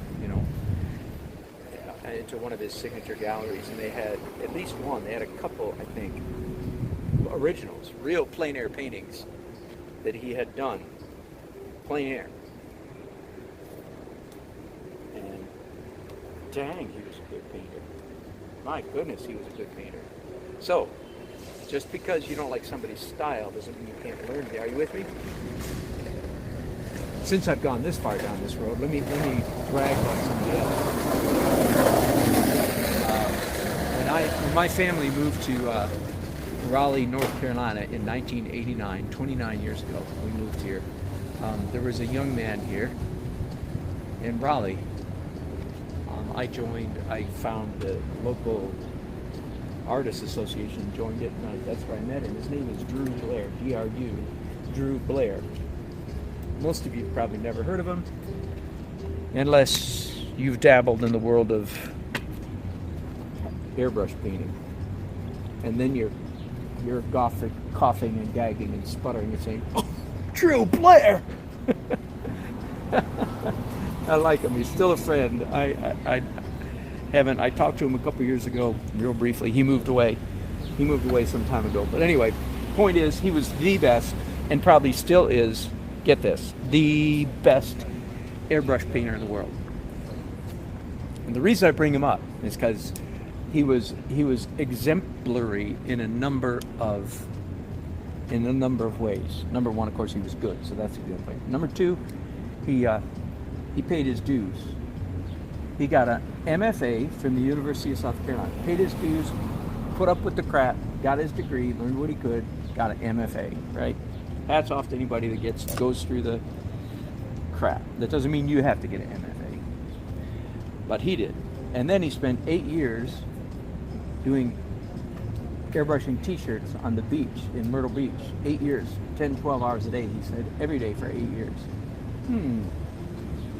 Methinks the boy has paid his dues. So, but here's what I want to say about him. I remember him. He was, of course he was, I don't know, what's the word? He knew he was good. I mean, he knew he was good. So he sort of, he's the best in the world. How can I say he was the best in the world? Let me put it this way, just for fun. I'm talking about bragging on my old friend Drew Blair right now. Okay, so at the time, and probably to this day, in the world of airbrush, which is a wild and crazy world, by the way, there's one guy in Japan, and they would say, no, this guy in Japan, he's better than Drew Blair. And there's one guy in Russia, and they would say, no, this one guy in Russia, he's better than Drew Blair. And there's one guy in Brazil, they say, no, this guy in Brazil, he's better than Drew Blair. What do you reckon? Are you with me? In other words, they didn't compare each other to, the guy in Japan didn't compare himself to the Russian or to the Brazilian. They all compared themselves to Drew Blair. If they wanted to prove they were the best, they all compared themselves to one person. Human nature. I think that's just hilarious. And anyway, and I don't think there's a whole lot of question. At least if there's anybody better than him, I don't know who it is. Anyway, my point is, here's what I remember him clearly saying. So he was proud, but he was self-effacing, if you know what I mean. He was a fun guy. And but one of the things he said, and I think he said it more than once because it really made an impression on me. He's slightly younger than I am, by the way. And at the time, I was in my mid-30s, so he was a young guy. He said, I can learn anything from anybody. Bingo. Now, for some reason, it was just because Drew Blair, the best airbrush artist in the world, said that it made such an impression on me. And so there you go. Okay, one of the things that we all talk about detours.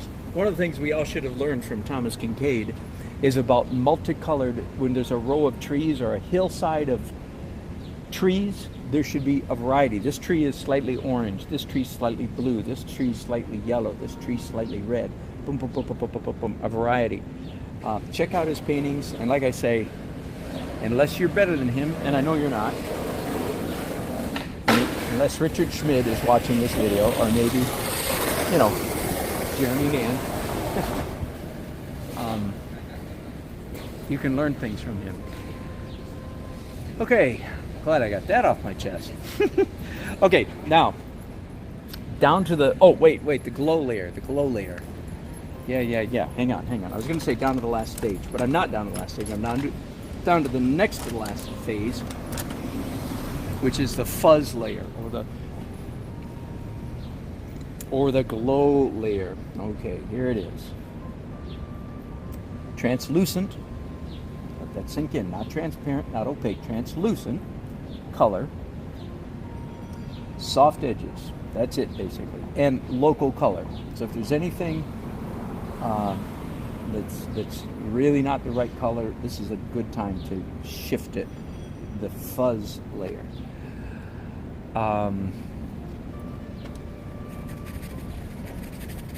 So right now I'm doing some fuzz in the sky. You could also call this atmospheric perspective layer.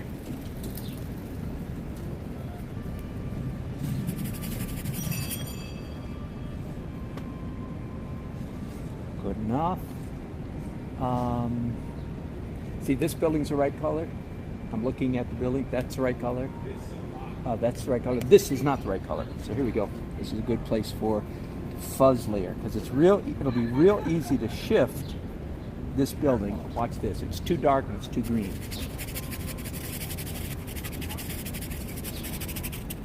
And doing this with two hands really helps because if I had to do it with one hand, I would panic a whole lot more.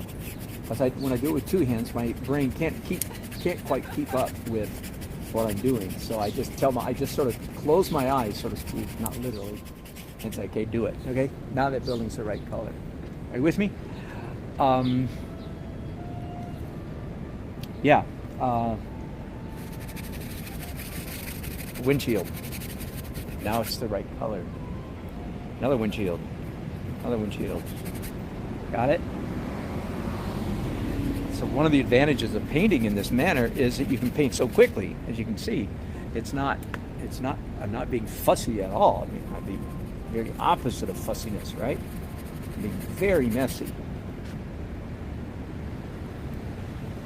Okay, I'm going to clean these two brushes and continue with the fuzz layer, or the glow layer. Translucent, soft edges, local color. Again, I hope you got it. Let me show you this car for a second. Look at what color is that windshield? And look at here. That's pretty close. And I did it in a matter of seconds, and it was done. This building up here, this column right here. Let me show you now. I'm still aiming for a little bit darker evening. There's the building I'm after, not the big one. There you go. See how blue that is? Okay, good enough. A simple cut is usually much more elegant than panning and zooming all the time. Ooh, well, how do I do that? Okay, I'll do that later. Thank you, gang. My Mevo app just gave me a tip.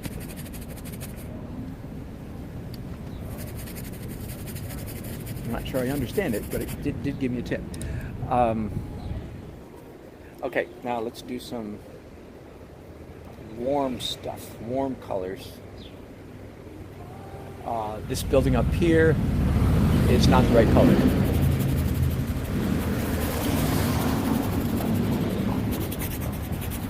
And see, if I wanted to, and it's translucent, the fact that you can see through it is critical. So I still have interesting texture happening. Likewise, this building right here, same color. I still have interesting texture happening through that. Okay, street light, flags. Let's start working on the flags here a little bit. There's one flag over here, here. Does that make sense to you? See how quick and easy it is to do that? Likewise, this building over here should have an orange cast to it. So, technically speaking, what I'm doing right now is overpainting. Everything I've done up until this point has been underpainting. Everything, all the layers up until now have been underpainting. We don't use the term overpainting, but I do because of I make such a strong distinction between under and overpainting, more than most. So this is technically the beginning of the beginning of the end, the beginning of the overpainting phase. The last two, the fuzz layer and the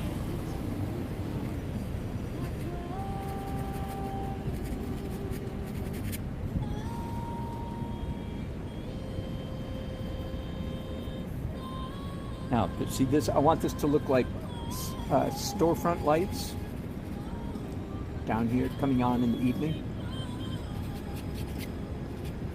So anything that you want to look like it's glowing, you give it very soft edges. Does that make sense? Here, I'm going to zoom you in just for a minute. So see these storefront windows here? Right now they're very dark, which is good. I want them dark. I don't want to.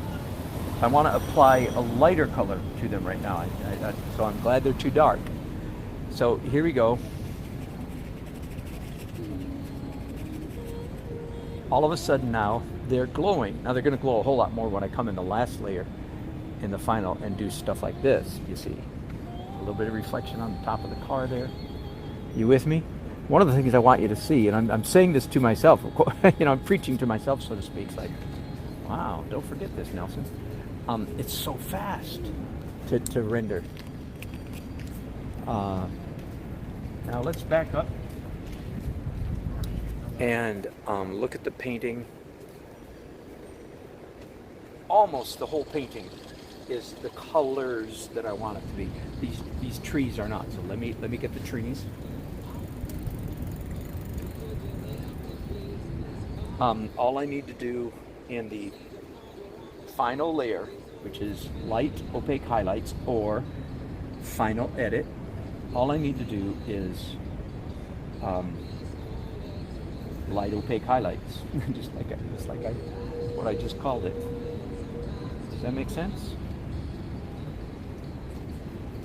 Okay, I'm trying to mix up a warm green for these trees that are the ones that are in sunlight down here.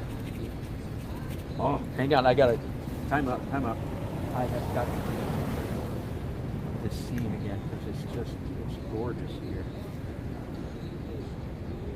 One with regular camera and then one with the Pro HDR. Zoomed in just a little bit. This is for in the next hour to an hour and a half. As I finish this painting, this is close. I'll probably take more pictures, but this is close to the final lighting. I can take a picture of this car up close too. This is close to the final lighting that I want on my painting. Okay. Thanks for watching, guys. I am now going to turn off this phone so the battery will be done. Off. Okay, where was I? Oh, I was doing green. Local color. So that once again, the fuzz layer, what do I want to achieve? Anything that's glowing, lights, and anything that needs to be corrected as far as the real color goes. It's so much easier to do it as a super fast translucent fuzz layer with very soft edges than it is coming in and sticking out your tongue and doing it in the final layer. In case I want some glowing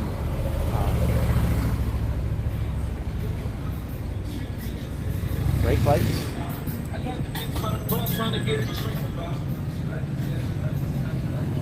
Okay, let me speak again. One of the things I hope you're picking up is that I'm learning this more and more. I know I've been spouting it for years. I'll go ahead and spout it right now. We like to see, it's one of the breakable laws of painting, we like to see little bits of the object spill over into the background, little bits of the background spill over into the object. You can see by the way that I'm painting that I'm not coloring it in the lines at all, right? It's like really messy, and some of you should be having a fit. Some of you should be having a kind of a mild seizure right now, saying, "Oh my goodness, what are you doing? What are you doing?" Because I'm painting so messy, right? Almost looks like I'm ruining the painting. You just wait. Now, you know what? Because of all this warmth, I'm discovering at the last minute here, I'm discovering that this car down here in the corner actually can be, I think, redder than it is.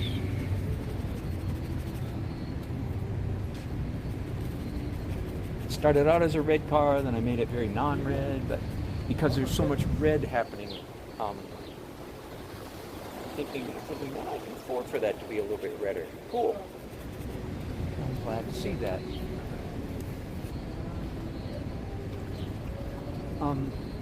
So let me go back to this breakable law of painting. Every law can be broken, right? Just because there's an exception doesn't mean there's not a rule. There are rules. If you don't think there are any, you're probably just screwing up and don't know it. Every rule can be broken. That doesn't prove there are no rules. It just proves that the rules are breakable. And one of the rules is we like to see little bits of the object escaped over into the background, and little bits of the background of the object. Well, what does that mean? It means every color you put on the canvas can spill out into the neighboring object. That's basically what that means. I usually give an analogy. I use a red barn just as an illustration. We like to see little bits of the red barn that has escaped into the little bits of red, in other words, has escaped into the blue sky, and little bits of the blue sky has insinuated. Hey guys, thank you. Good. And little bits of the blue sky has insinuated itself into the red barn. Does that make sense?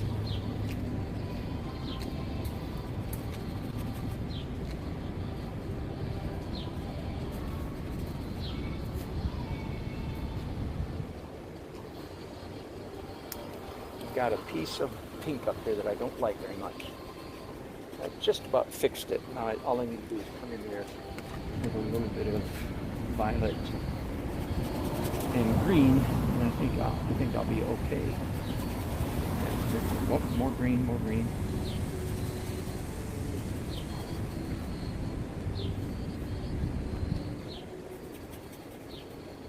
Okay, I'm nearly finished now.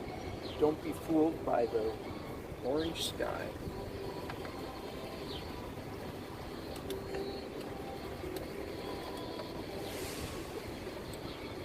Okay, I think I'm ready to go. If you squint, basically, I guess, hang on. If you squint, basically the entire painting right now is the color that I want it to be, except slightly darker. I'm going to add more light in the last, because the last layer is light, opaque highlight. So that I'm going to add light to the painting, but basically, I decided to add a little bit of blue to the corners of these flags. Basically, other than being a little too dark, the painting is essentially the color that I want everything to be. Oops! I just realized one more thing. I want to do some headlights here. I'm doing it with one hand because I don't want to dirty two brushes for this.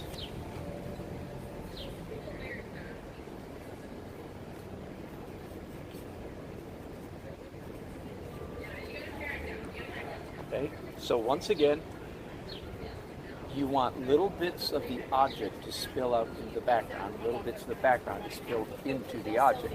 In other words, I could call it the the violently anti-coloring book syndrome, okay, which is, again, describes many of you too much in your type painting. I'm not being mean, but that's the truth, right? You're trying to get loose and you're having a hard time. Well, it's because you've got too much coloring book in you. When you want to color, you want to stay in the shape. So everything I just did in the fuzz layer should be a really good lesson, if I can use that word. All right, let me take a breath here and say, final edit. Final edit, light, opaque highlights. If I've done a good job in every step up till now I could call the fuzz layer, I could call it underpainting, right? Almost. It's kind of like a half-breed. I'm going to treat it now like it's an underpainting because everything's up for grabs. I can do anything I want on this canvas in the interest of making the painting look like it's finished. Hey, big guy. And the last layer, the 4 options for starting this final edit. One, most traditional, is start with the furthermost object and move forward. In a landscape, that's the sky. That's option number 1. Number 2, start with the lightest, brightest, whitest thing, which here is going to be probably here at the end of the street where the sun is coming through some buildings and down there. Or the fronts of these buildings. No, probably the fronts of these buildings. That's option number 2. Option number 3, start at the focal point, which might be down here or might be these figures, and work out like concentric rings on a target. Number 4, if there's some object that is not the right color, change that. In this painting, the answer is quite obvious. It's number 4. I've got this great big orange sky that I keep telling you guys is going to be blue. Now, I have to nail that down before I know what color to do all the rest of this painting. Okay? So finally, it's time to turn this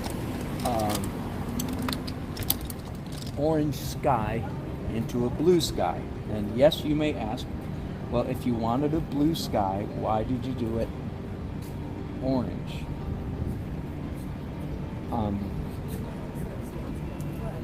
I could say, first of all, anybody who's asking that question, don't raise your hand. That's not an artist. Because pretty much all artists understand. Pretty much all artists who have any experience whatsoever understand the concept of a complementary underpainting. That is not a Dan Nelsonism. It's not unique. It's not unusual to me. How much are your pictures? This one, 800. That's about 1/3 or 1/2 what would be in a gallery. Yeah. I'm not holding my breath today, but if you want it, come back and. I know it's not $75 like you thought I was going to say. No, I mean we just saw that the work's really pretty. Thank you. Well, it's going to look a whole lot better in just a little while. Are you going out for supper? No. You done? You're all done? No, we're just walking around. We'll check But if you back. come back, yeah. Thanks. And like I said, I don't hold my breath. It's going to one of my galleries. Oh, okay. But every once in a while, somebody comes by and buys it, and I sell it at a real bargain because it's made me officially the most recognized artist in Raleigh. Wow. And that was official last month. So I'm the best known artist in Raleigh. So Thank you, sir. you're welcome. Okay. So here we go. And this is okay. If you want it blue, why'd you do it orange? And the answer is because it looks cool. That's about it. Because it looks cool. That's the answer to every question in art, really, isn't it? At least those of us who are striving for beauty. Why'd you do that? I think it's going to look cool. Why'd you do that? I think it's going to look cool. Why'd you do that? Because I think it's going to look cool. Got it. So why did I do an orange underpainting under blue sky? You got it.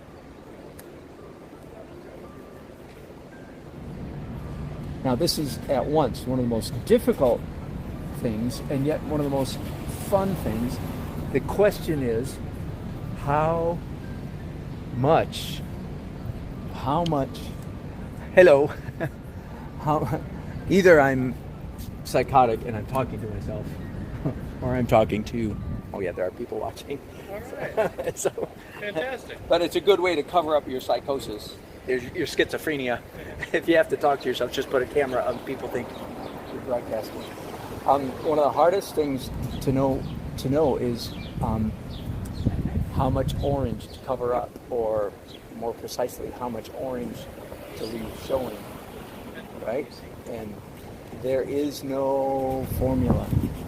It's just a eyeball thing. It is just a visual thing. I will say this for those of you who are thinking about doing it for the first time. And again, this is painting on a toned canvas, which is essentially what I do right here. Is not by any means unique to me. This is a widespread technique among historic painters. But if you want to give it a try, the temptation is to cover up more than you should. Okay? So I'm talking to myself here and I'm saying, okay, Nelson, be careful. Let a lot of this orange show through. Don't cover it all up. The magic is going to be more in how much it does show up, more than in how much it doesn't. Does that make sense? If I can say it that way? The magic is going to be more in how much orange, yes, shows through, more than how much I covered up. Covering up's easy. Not covering up is sophisticated, visually sophisticated. I don't mean like show off. I'm not trying to pad my ego. I'm just saying, visually speaking, knowing how to leave it bare.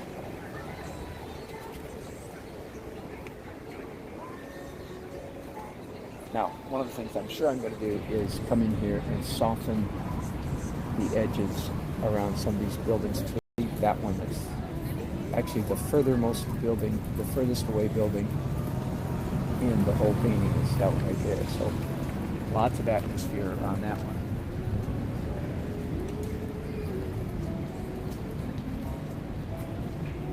This is the closest building that abuts, that is up against the sky, right? So theoretically, it should have the hardest edge. That's a theory I'm going to try to adhere to.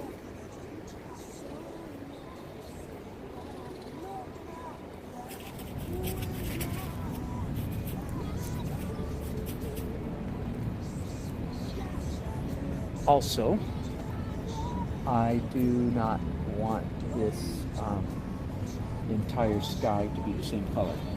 And obviously it's going to get lighter as it comes down, but even more than that, I want to put some clouds in this sky.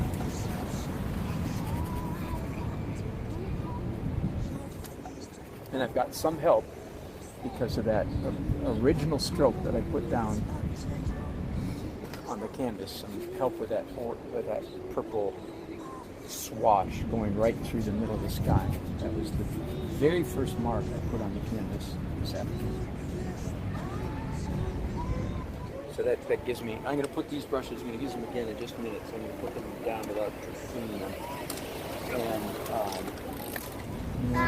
And bye. Thank you for hanging out.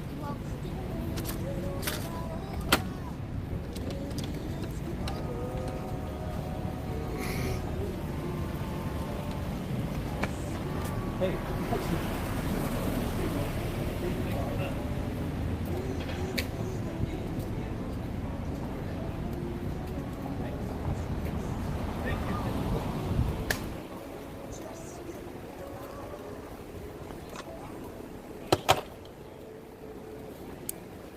Okay, so I want to mix up here a darker, picking up some violet and some. There's already a little pile of green on my palette, so that's a good place to start. I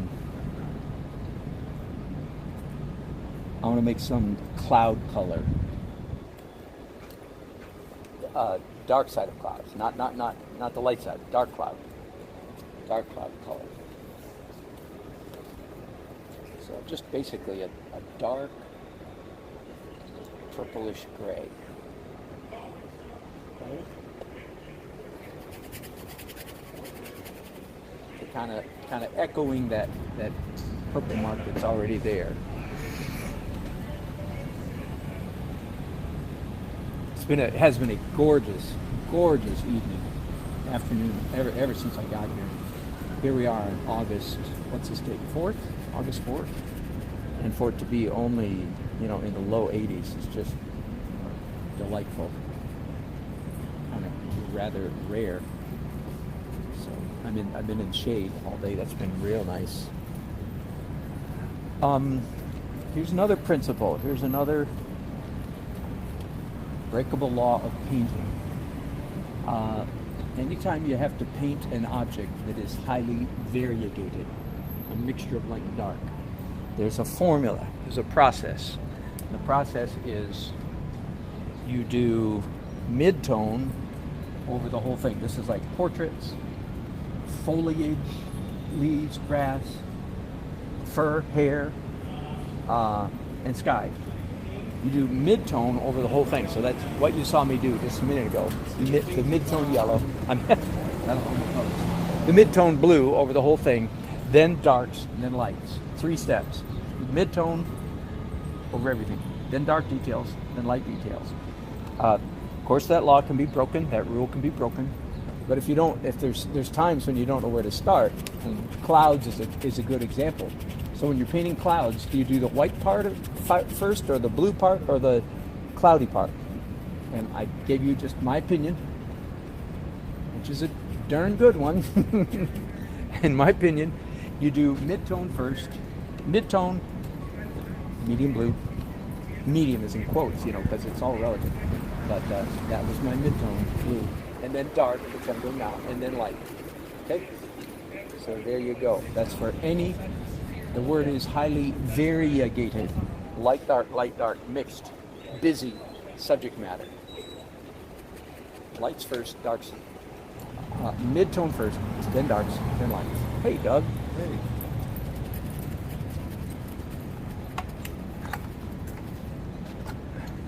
Yeah. Okay. Wait. I might keep those brushes just for a little while longer. And I've still got the blue ones there. I'm going to mix up the light colors, some Naples yellow, titanium white. And let me think here for a minute.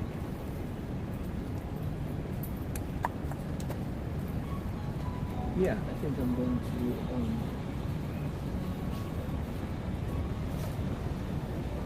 I was trying to decide, do I want to do light blue or light cloud color? And the answer is light cloud. Okay, so the sun's coming from this way, right?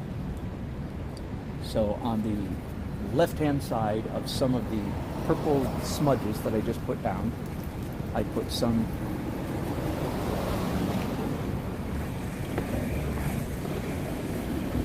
light colored smudges.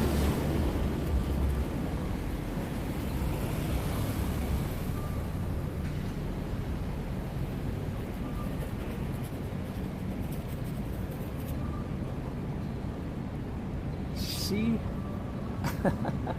I want to say, see? Isn't that cool? Already kind of looking like a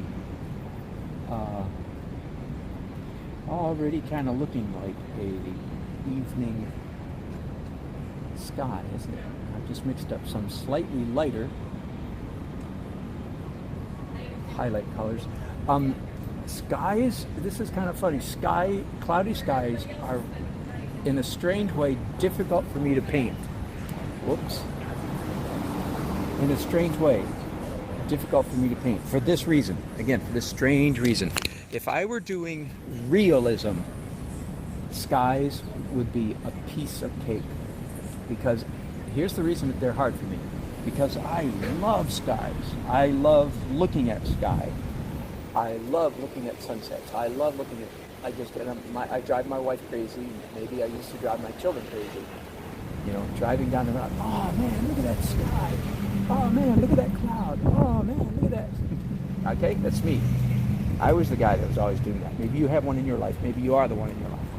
So I, so to speak, I know what clouds look like. Are you with me so far? I can knock the heck out of a realistic cloud. I know how to paint clouds so they look realistic. And that's what makes doing abstract clouds so difficult, because I constantly fighting the urge to slip into realism. It has to look like brush strokes first and clouds second. That make sense? It has to look like clouds. No, it has to look like brush strokes primarily. And oh, accidentally. My goodness, look at that. Those look like clouds. How about that?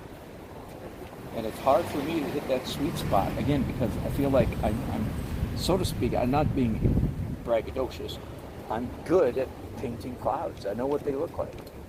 And that's, so it's hard for me not to slip. I'm being as sincere as I can be. I'm not being humble or proud.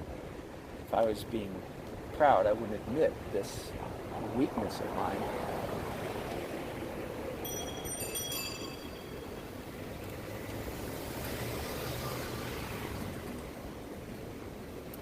I'm also, right at the moment, I might be close to finished, I'm not sure. Right at the moment, I'm utilizing a trick. It's the same trick you employ whenever you do sky holes in trees. Same trick. The trick is this.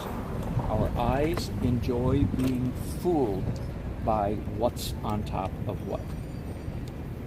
So in tree holes, you paint the dark tree first, then you come back and paint the light sky on top of the dark paint. But everybody knows that in real life, the sky is behind the tree. Are you with me? In real life, there's no mistake. Everybody knows that the sky is far away and the tree is up close, and yet you're applying the paint in reverse order. When you do sky holes, you paint the tree and then you put sky. The paint is closer, which creates a little moment of confusion in your brain, in your mind, that your brain loves. Your brain loves this little moment of confusion. So I'm doing the same thing right here because I'm painting the blue sky last. Everybody knows that the blue is far away and the clouds are up close. So logic would say you paint the blue sky first and then you paint the clouds on top of the blue. So that's logic, right? And that's realism. If you're painting realism, go for it. But if you're trying to do good painting, listen to this. I'm doing blue on top so that we get that same momentary buzz of confusion. Now, I'm trying to decide whether to keep that orange or not. I'm having a really hard time deciding because I like it so much. I'm going to keep it for now. So I'm doing the blue sky strokes on top of the clouds, which is opposite of intuition, right?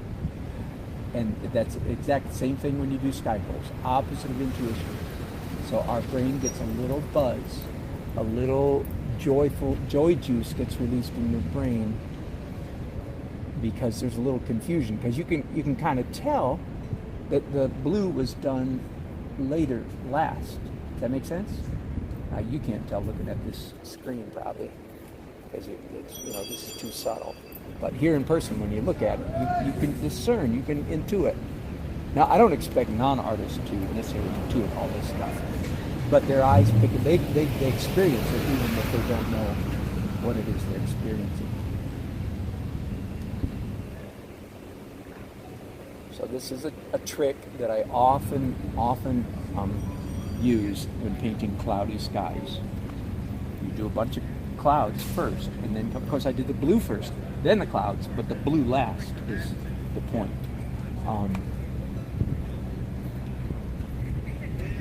Creating a split second of confusion in the visual part of your brain, and that split second, this orange is too much, there we go, that split second of confusion we experience as aesthetic pleasure, I believe.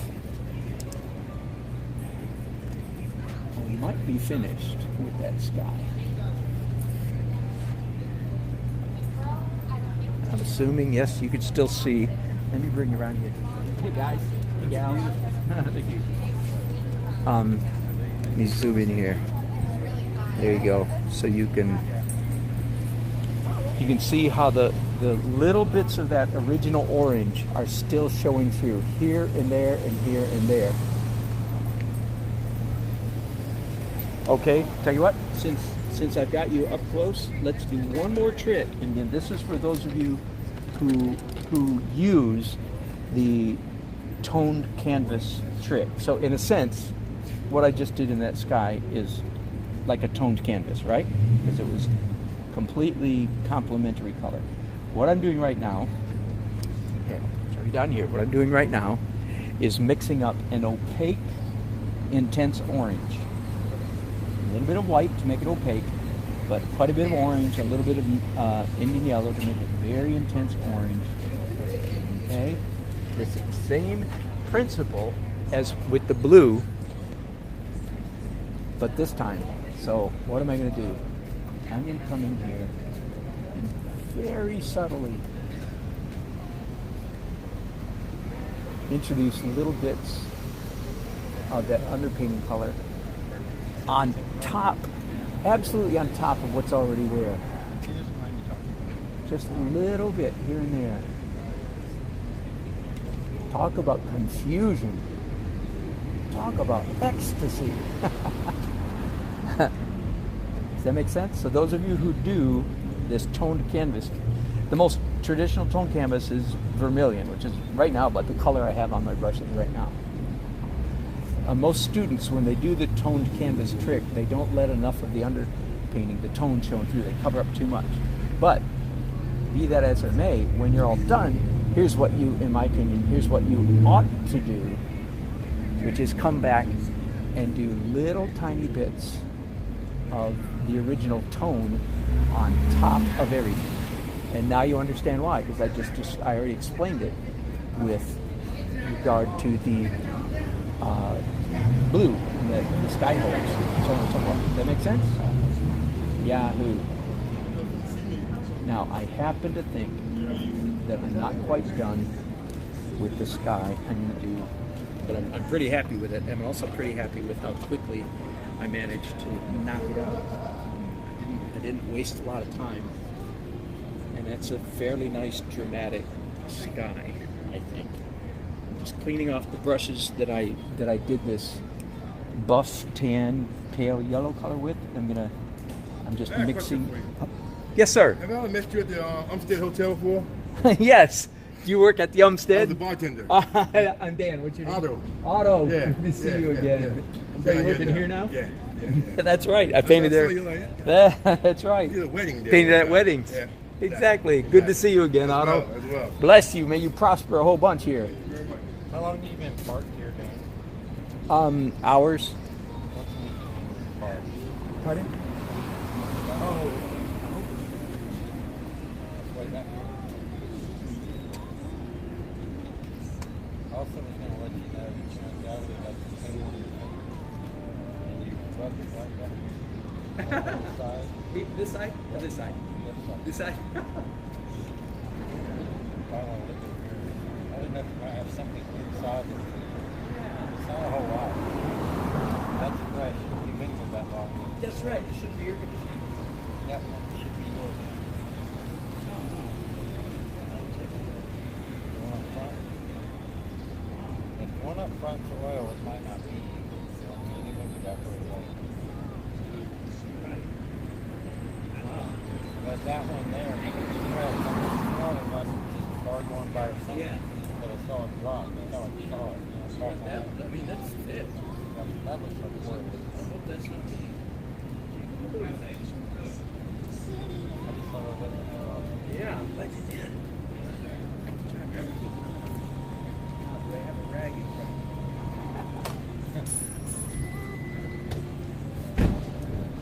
Here? Yeah. See it here on the side.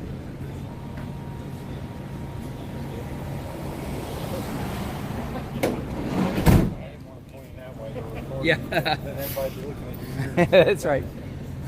Oh, I got you a thing of coupons here. I'm going to grab one and put it in my cart. For Okay. places to eat. And just adding a little bit of light to the light part of these clouds.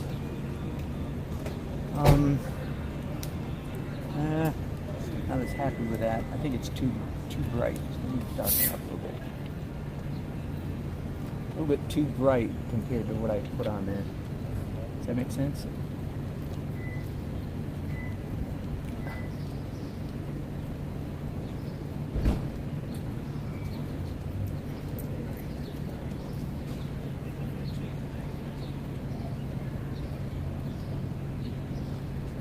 Now, some of you are saying, well, now you said you did blue last night. Oh, yeah, right.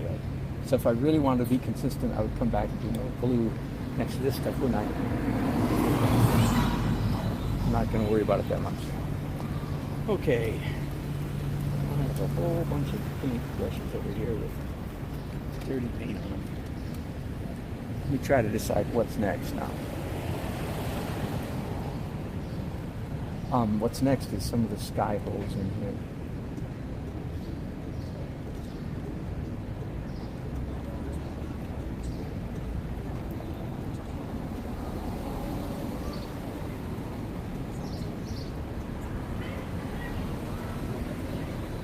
And it's getting to be about 5:15, and I promised the family I wouldn't be too late tonight. So it doesn't look like I'm not quite going to finish this painting.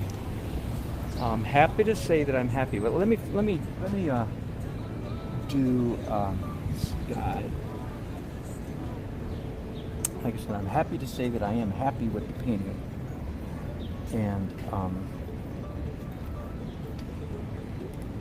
so I'll be anxious to get back to it in the next couple of days. Tomorrow's Sunday, so I might take a day off, maybe.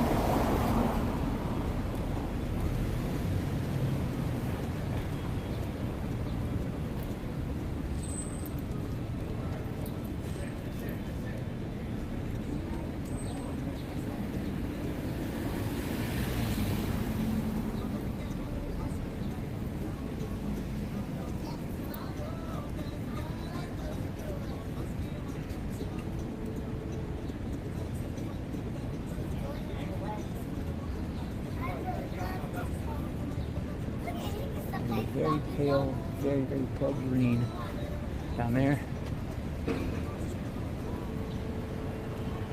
I have a sense that I'm going to tackle this sky again for a second layer on another day, but not today, I don't think. I'm just going to let it go at that. It's close enough. Close enough that I feel I'm comfortable sleeping on it. You know what I mean? Like, yeah, I can rest with where it's at right now, but if I can come back a second day and add another layer, I'll probably do that. Right, so next then is, I think, tackling some of these buildings. Once I start this final layer, final phase, final edit, light opaque highlights, I do often tend to paint in a rather traditional manner. That is, I started now with the sky, so it's like logical to come forward. So I'm just going to do that. I'm going to follow logic, if you will, and paint these faraway buildings first. They don't need much. They do not need much.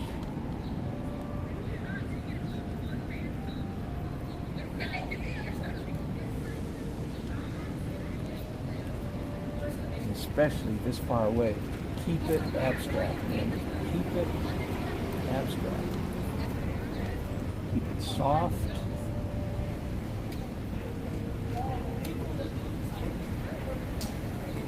And happily, the sky down the street is doing very much, what I've been aiming for when I got here a couple hours ago.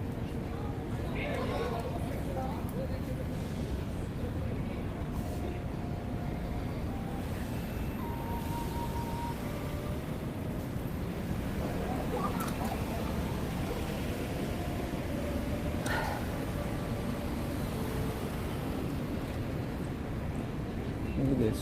I've been doing this more lately. Coming back and introducing pencil very late in the process. That's kind of a new development. Why are you doing that? Because I think it looks cool. Right? That's all. And if you do too much pencil, you just come back with a brush. Push it down a little bit, push it back a little bit.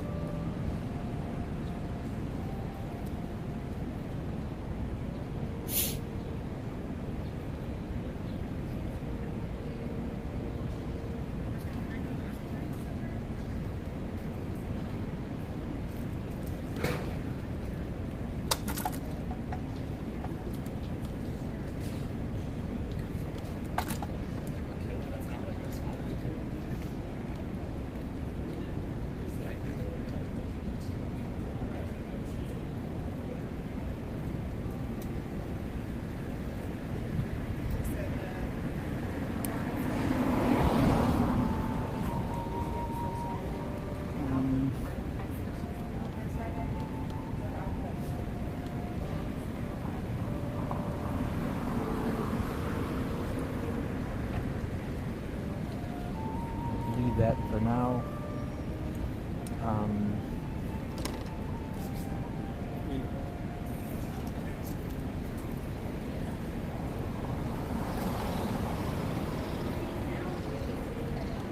This building right here is probably the brightest one, but it's pretty far away, so I don't want to get too hard edged.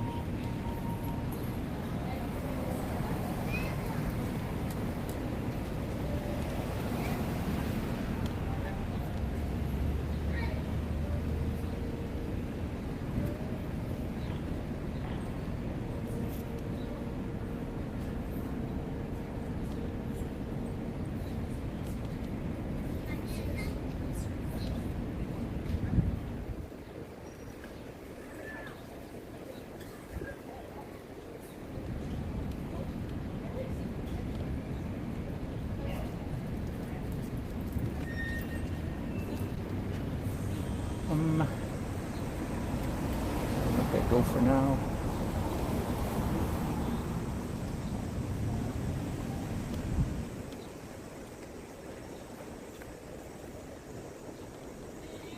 A little bit of scratching.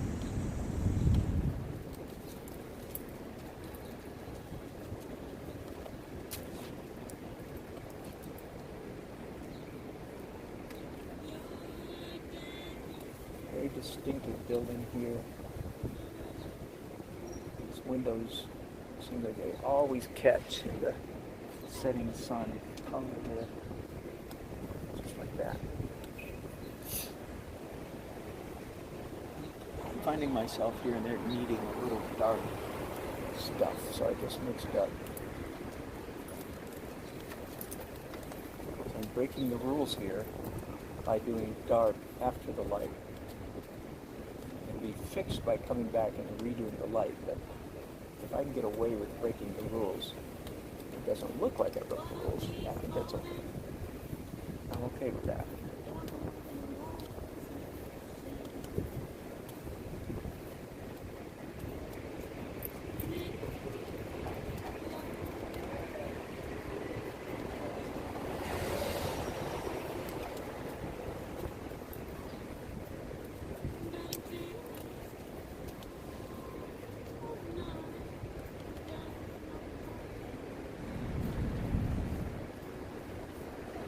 Every once in a while, every once in a while have a hard edge. Every once in a while. But it doesn't exactly need to make sense. Why is that one edge hard and all the ones that are around it are soft? I don't know. So it looks cool. It's not logical. It doesn't make sense that that one edge is hard. It just looks good. Easy for a painting to have too many hard edges. Almost impossible for a painting to have too many soft edges. Sketch that? That's what you guys say that often. Easy for a painting to have too many hard edges. Almost impossible for a painting to have too many soft edges. Easy for it to have too many hard edges. I guess I just said that.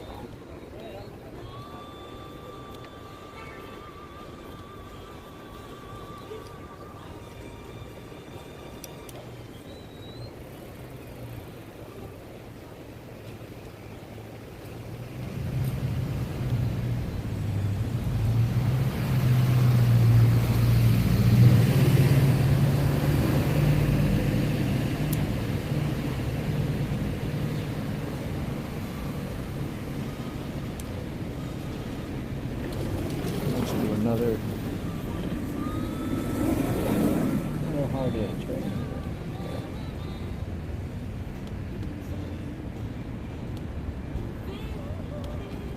There we go.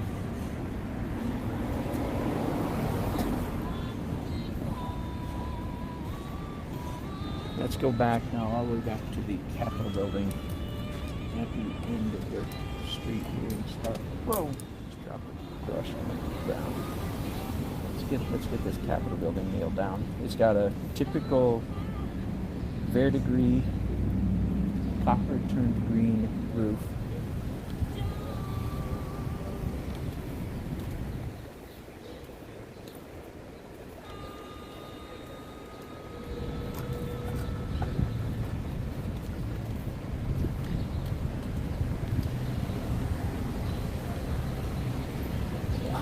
Stuff.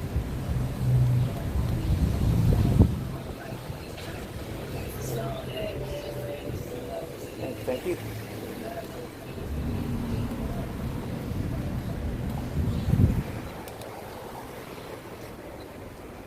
My bucket's getting a little overly full.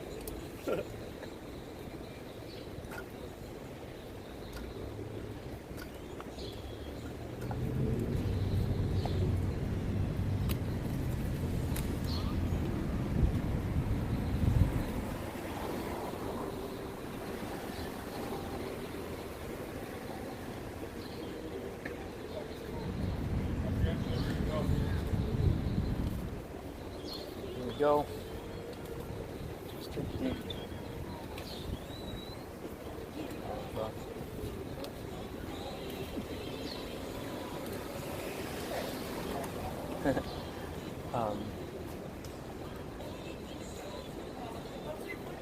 just a hint of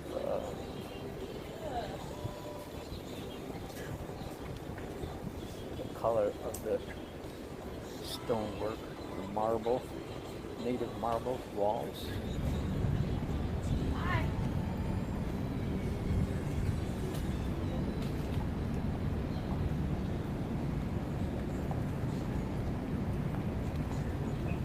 Okay, I think I'm going to play an old trick. First of all, let me show you the Capitol building that I'm painting. Zoom in here. That's as far as I can zoom. Let's see how well you can see that. Let's get the exposure right. I'm doing this so the camera will self-adjust, hopefully. Okay, I'm afraid you can't see that very well. What I want you to see is that the face, we're in clouds right now, but the face of that Capitol building is flat. Same color, top, bottom, left, right, all the way across, flat. Big mistake. Don't paint it that way. Does that make sense? Instead, now this is kind of an old trick, so to speak, I'm going to pretend, so to speak, quote unquote, that there's a shadow being cast from upper left to lower right. See the shadow? It's already mostly done. You talking about the shadow that's on the Capitol building? Nope, not that one either. But I might later. So you could please ask, so why are you doing that? Of course, the answer is you all know, right? Because it looks cool. Well, that's just a good trick right there. That shadow makes that building look so much more interesting than it would if it was just the same color. Got it? Many times when you're painting architecture, like I say, that's a trick, and all tricks can be overdone, of course. But I don't think I'm overdoing it. Touch of light on the top of that building there. That's probably good enough. I'm probably done with the Capitol building. Yahoo! And again, that line. I've got a similar one way up here, but I'm not sure that appears anywhere else. It will help explain why the sun is hitting much like this side of the street at points, but all of this side of the street is in shadow. Okay, it's 5:30 and my feet are getting sore. Tell you what, I'm gonna do one more thing before I pack up.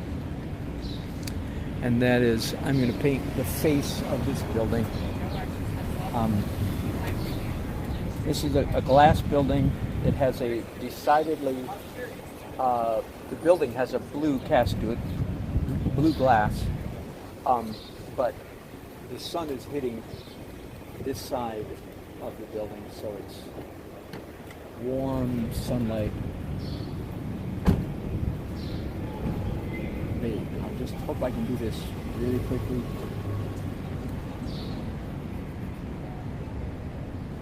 Probably right in your way, aren't I? Yep.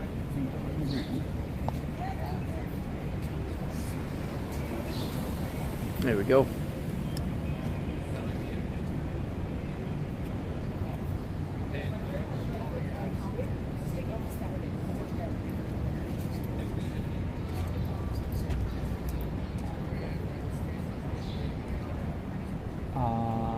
Too much border showing down here. This one stroke is a little bit much, but it's easily fixed. See? It's pretty good now.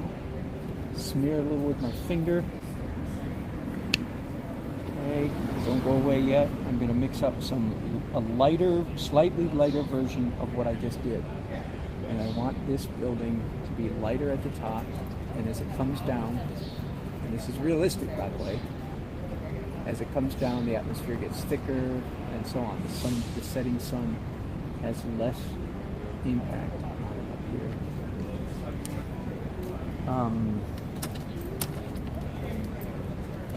Fan brush, especially right up here at the top. I want it fuzzed out, but even some here. Normally, after I do that fan brush trick, I come back load up my brushes again with perhaps even slightly lighter than what I used the last time, and reapply that paint, because even though we like the look of that paint smearing out into the sky, we don't particularly like the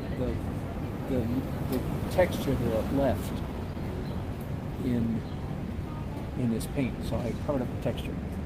Okay, I just have to make sure it's actually vertical and straight, or the impression is straight, anchored is straight, and it has to look as though it's straight.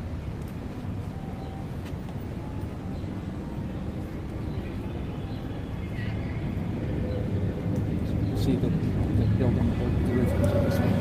Now, all kinds of ways to paint. I'm going to paint with a rag out of finger.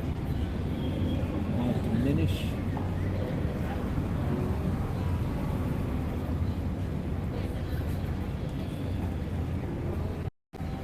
Once again, anytime you've got a flat plane, you're rendering a flat plane, like in front of a building, you don't want to paint it all the same color. So it's very definitely going from light to dark.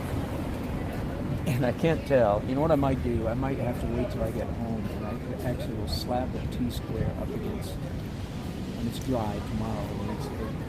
slab of T-square up against this line. I want to make sure that's straight and vertical.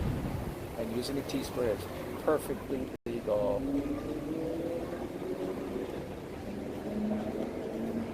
Okay, now just a little bit of scratching because this building has definitely, this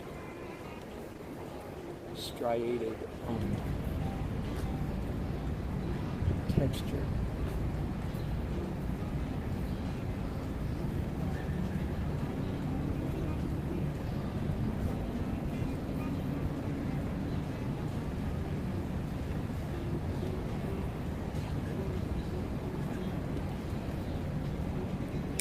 I like all of that except for this point right here.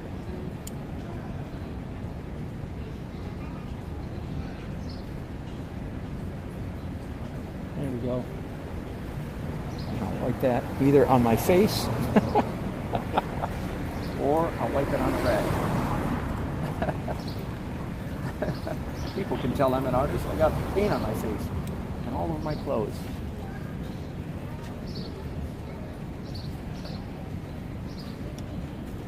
Oh wait, there's a part of this building I missed. There's a setback part of this. Maybe I could do it with one stroke. That would be nice. Yeah. Okay, I said that was all I was going to do, but I was not telling the truth.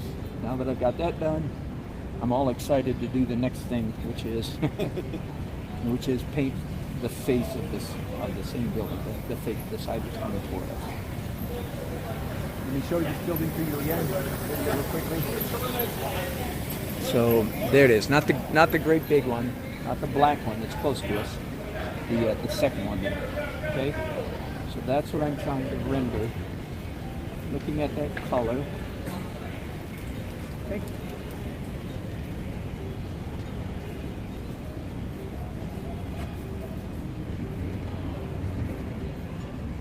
So let's see what I can do.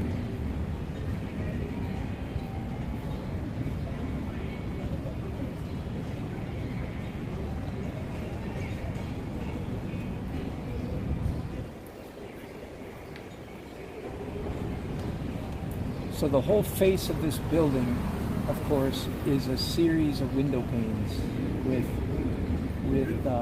vertical and horizontal bars, going through it. And I'm going to try to render, kind of give that effect.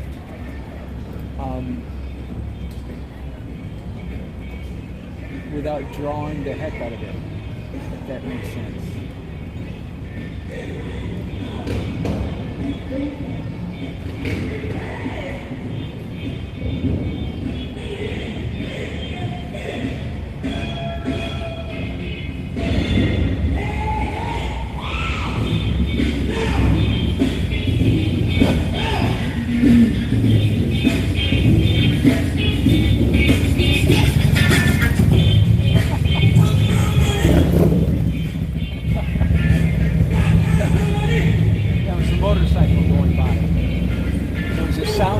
Sound system attached to a motorcycle. I mean a motorcycle attached to a sound system is what I mean to say. You can actually hear it on the bike. My goodness, that's so funny.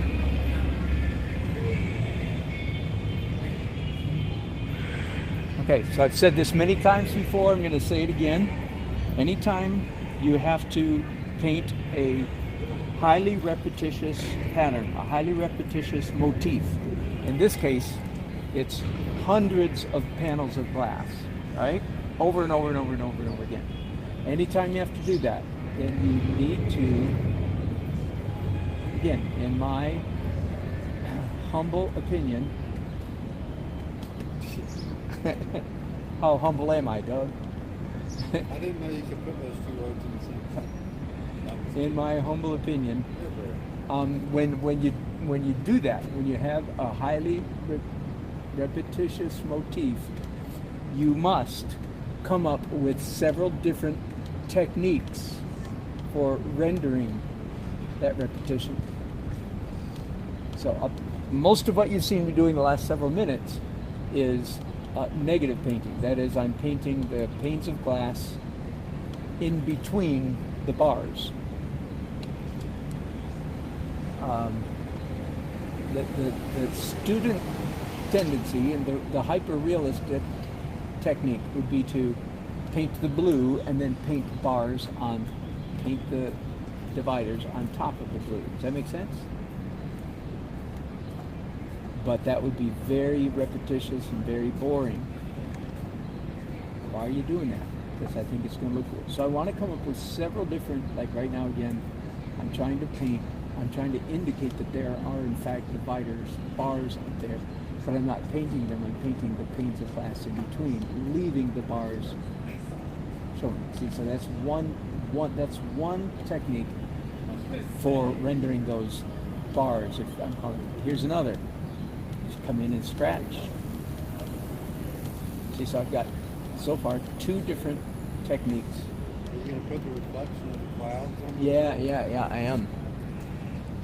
Then as the building comes down, it catches, I'll show you, it catches the reflection of a cloud.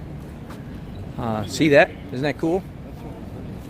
So yeah, that makes a real difference in the scene. So yes, absolutely, I want to try to catch that. And then down lower is a reflection of this building down here. Well, I got a ladybug stuck on my hand. Proof that it was done outdoors. It has bug legs in the painting, prove that it was done outdoors. Now, so far I've got 2 different techniques for rendering those, I'm calling them bars. You with me? I'm about to introduce technique number 3. Now I'm changing the bars from dark to light. I want some of them to be light.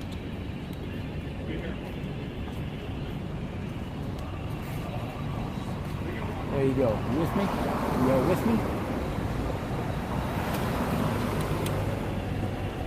There's a balcony up here, the railing. I'll render that real quickly.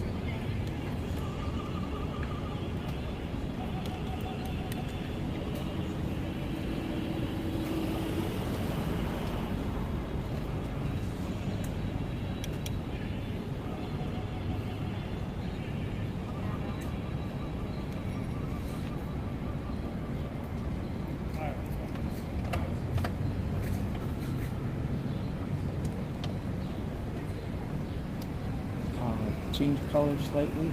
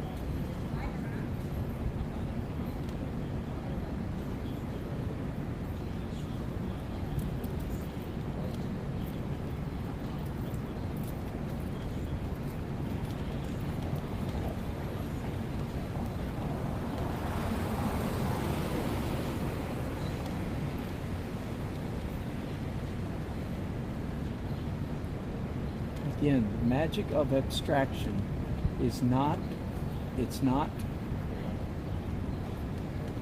rendering the heck out of the thing. It's not drawing, forcing, arm wrestling the thing into realism. In my opinion, that is easy, because when you do realism, I know, and all my friends who do realism are going to be offended by this, I'm so sorry, but realism is easy, because all you have to do is look and copy. Now, there's a lot of people who do really good realism that is not just copy, but be that as it may. The kind of stuff you see online, you know, I drew this, they say I drew this woman's face, and it took me 600 hours, you know, that kind of stuff.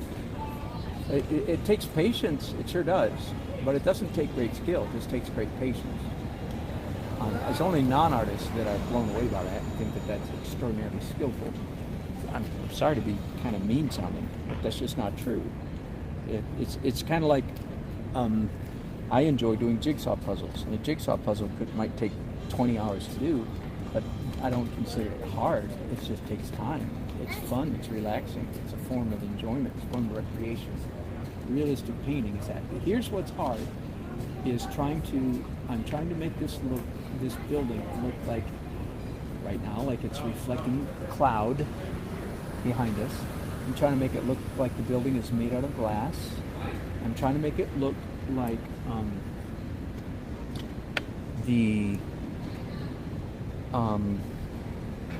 it has bars between the glass panels, all of which is true, of course, because it does have bars.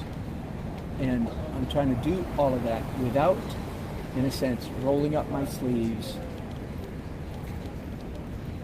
getting a small brush and rendering it, drawing it.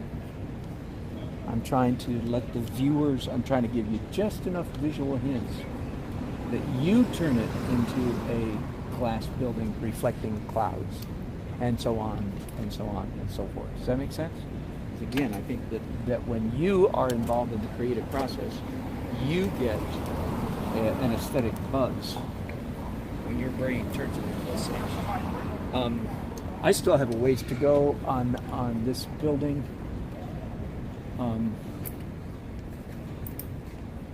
But once again, my feet are getting sore, my stomach's getting hungry, and I told my wife and grandchildren that I'd be home not too late. So I'm going to call it a day here real quick.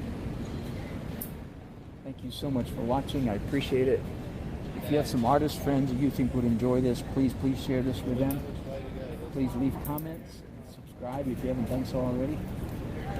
I appreciate it very much. I enjoyed your company today, and I will enjoy looking at your comments when I get home and have a free moment to do so.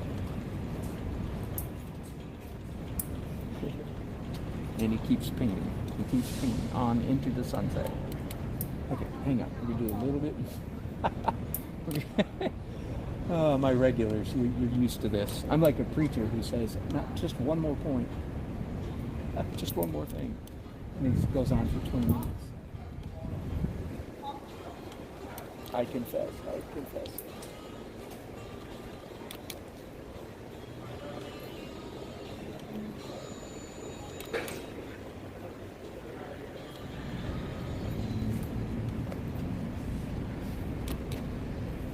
It is starting to look like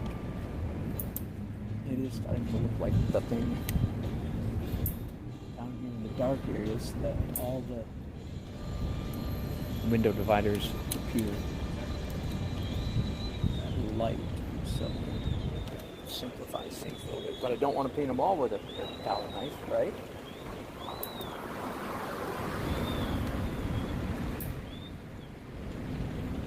So we'll do some with a brush. Some with scratching.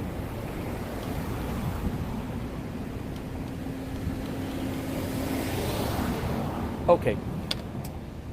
Whew.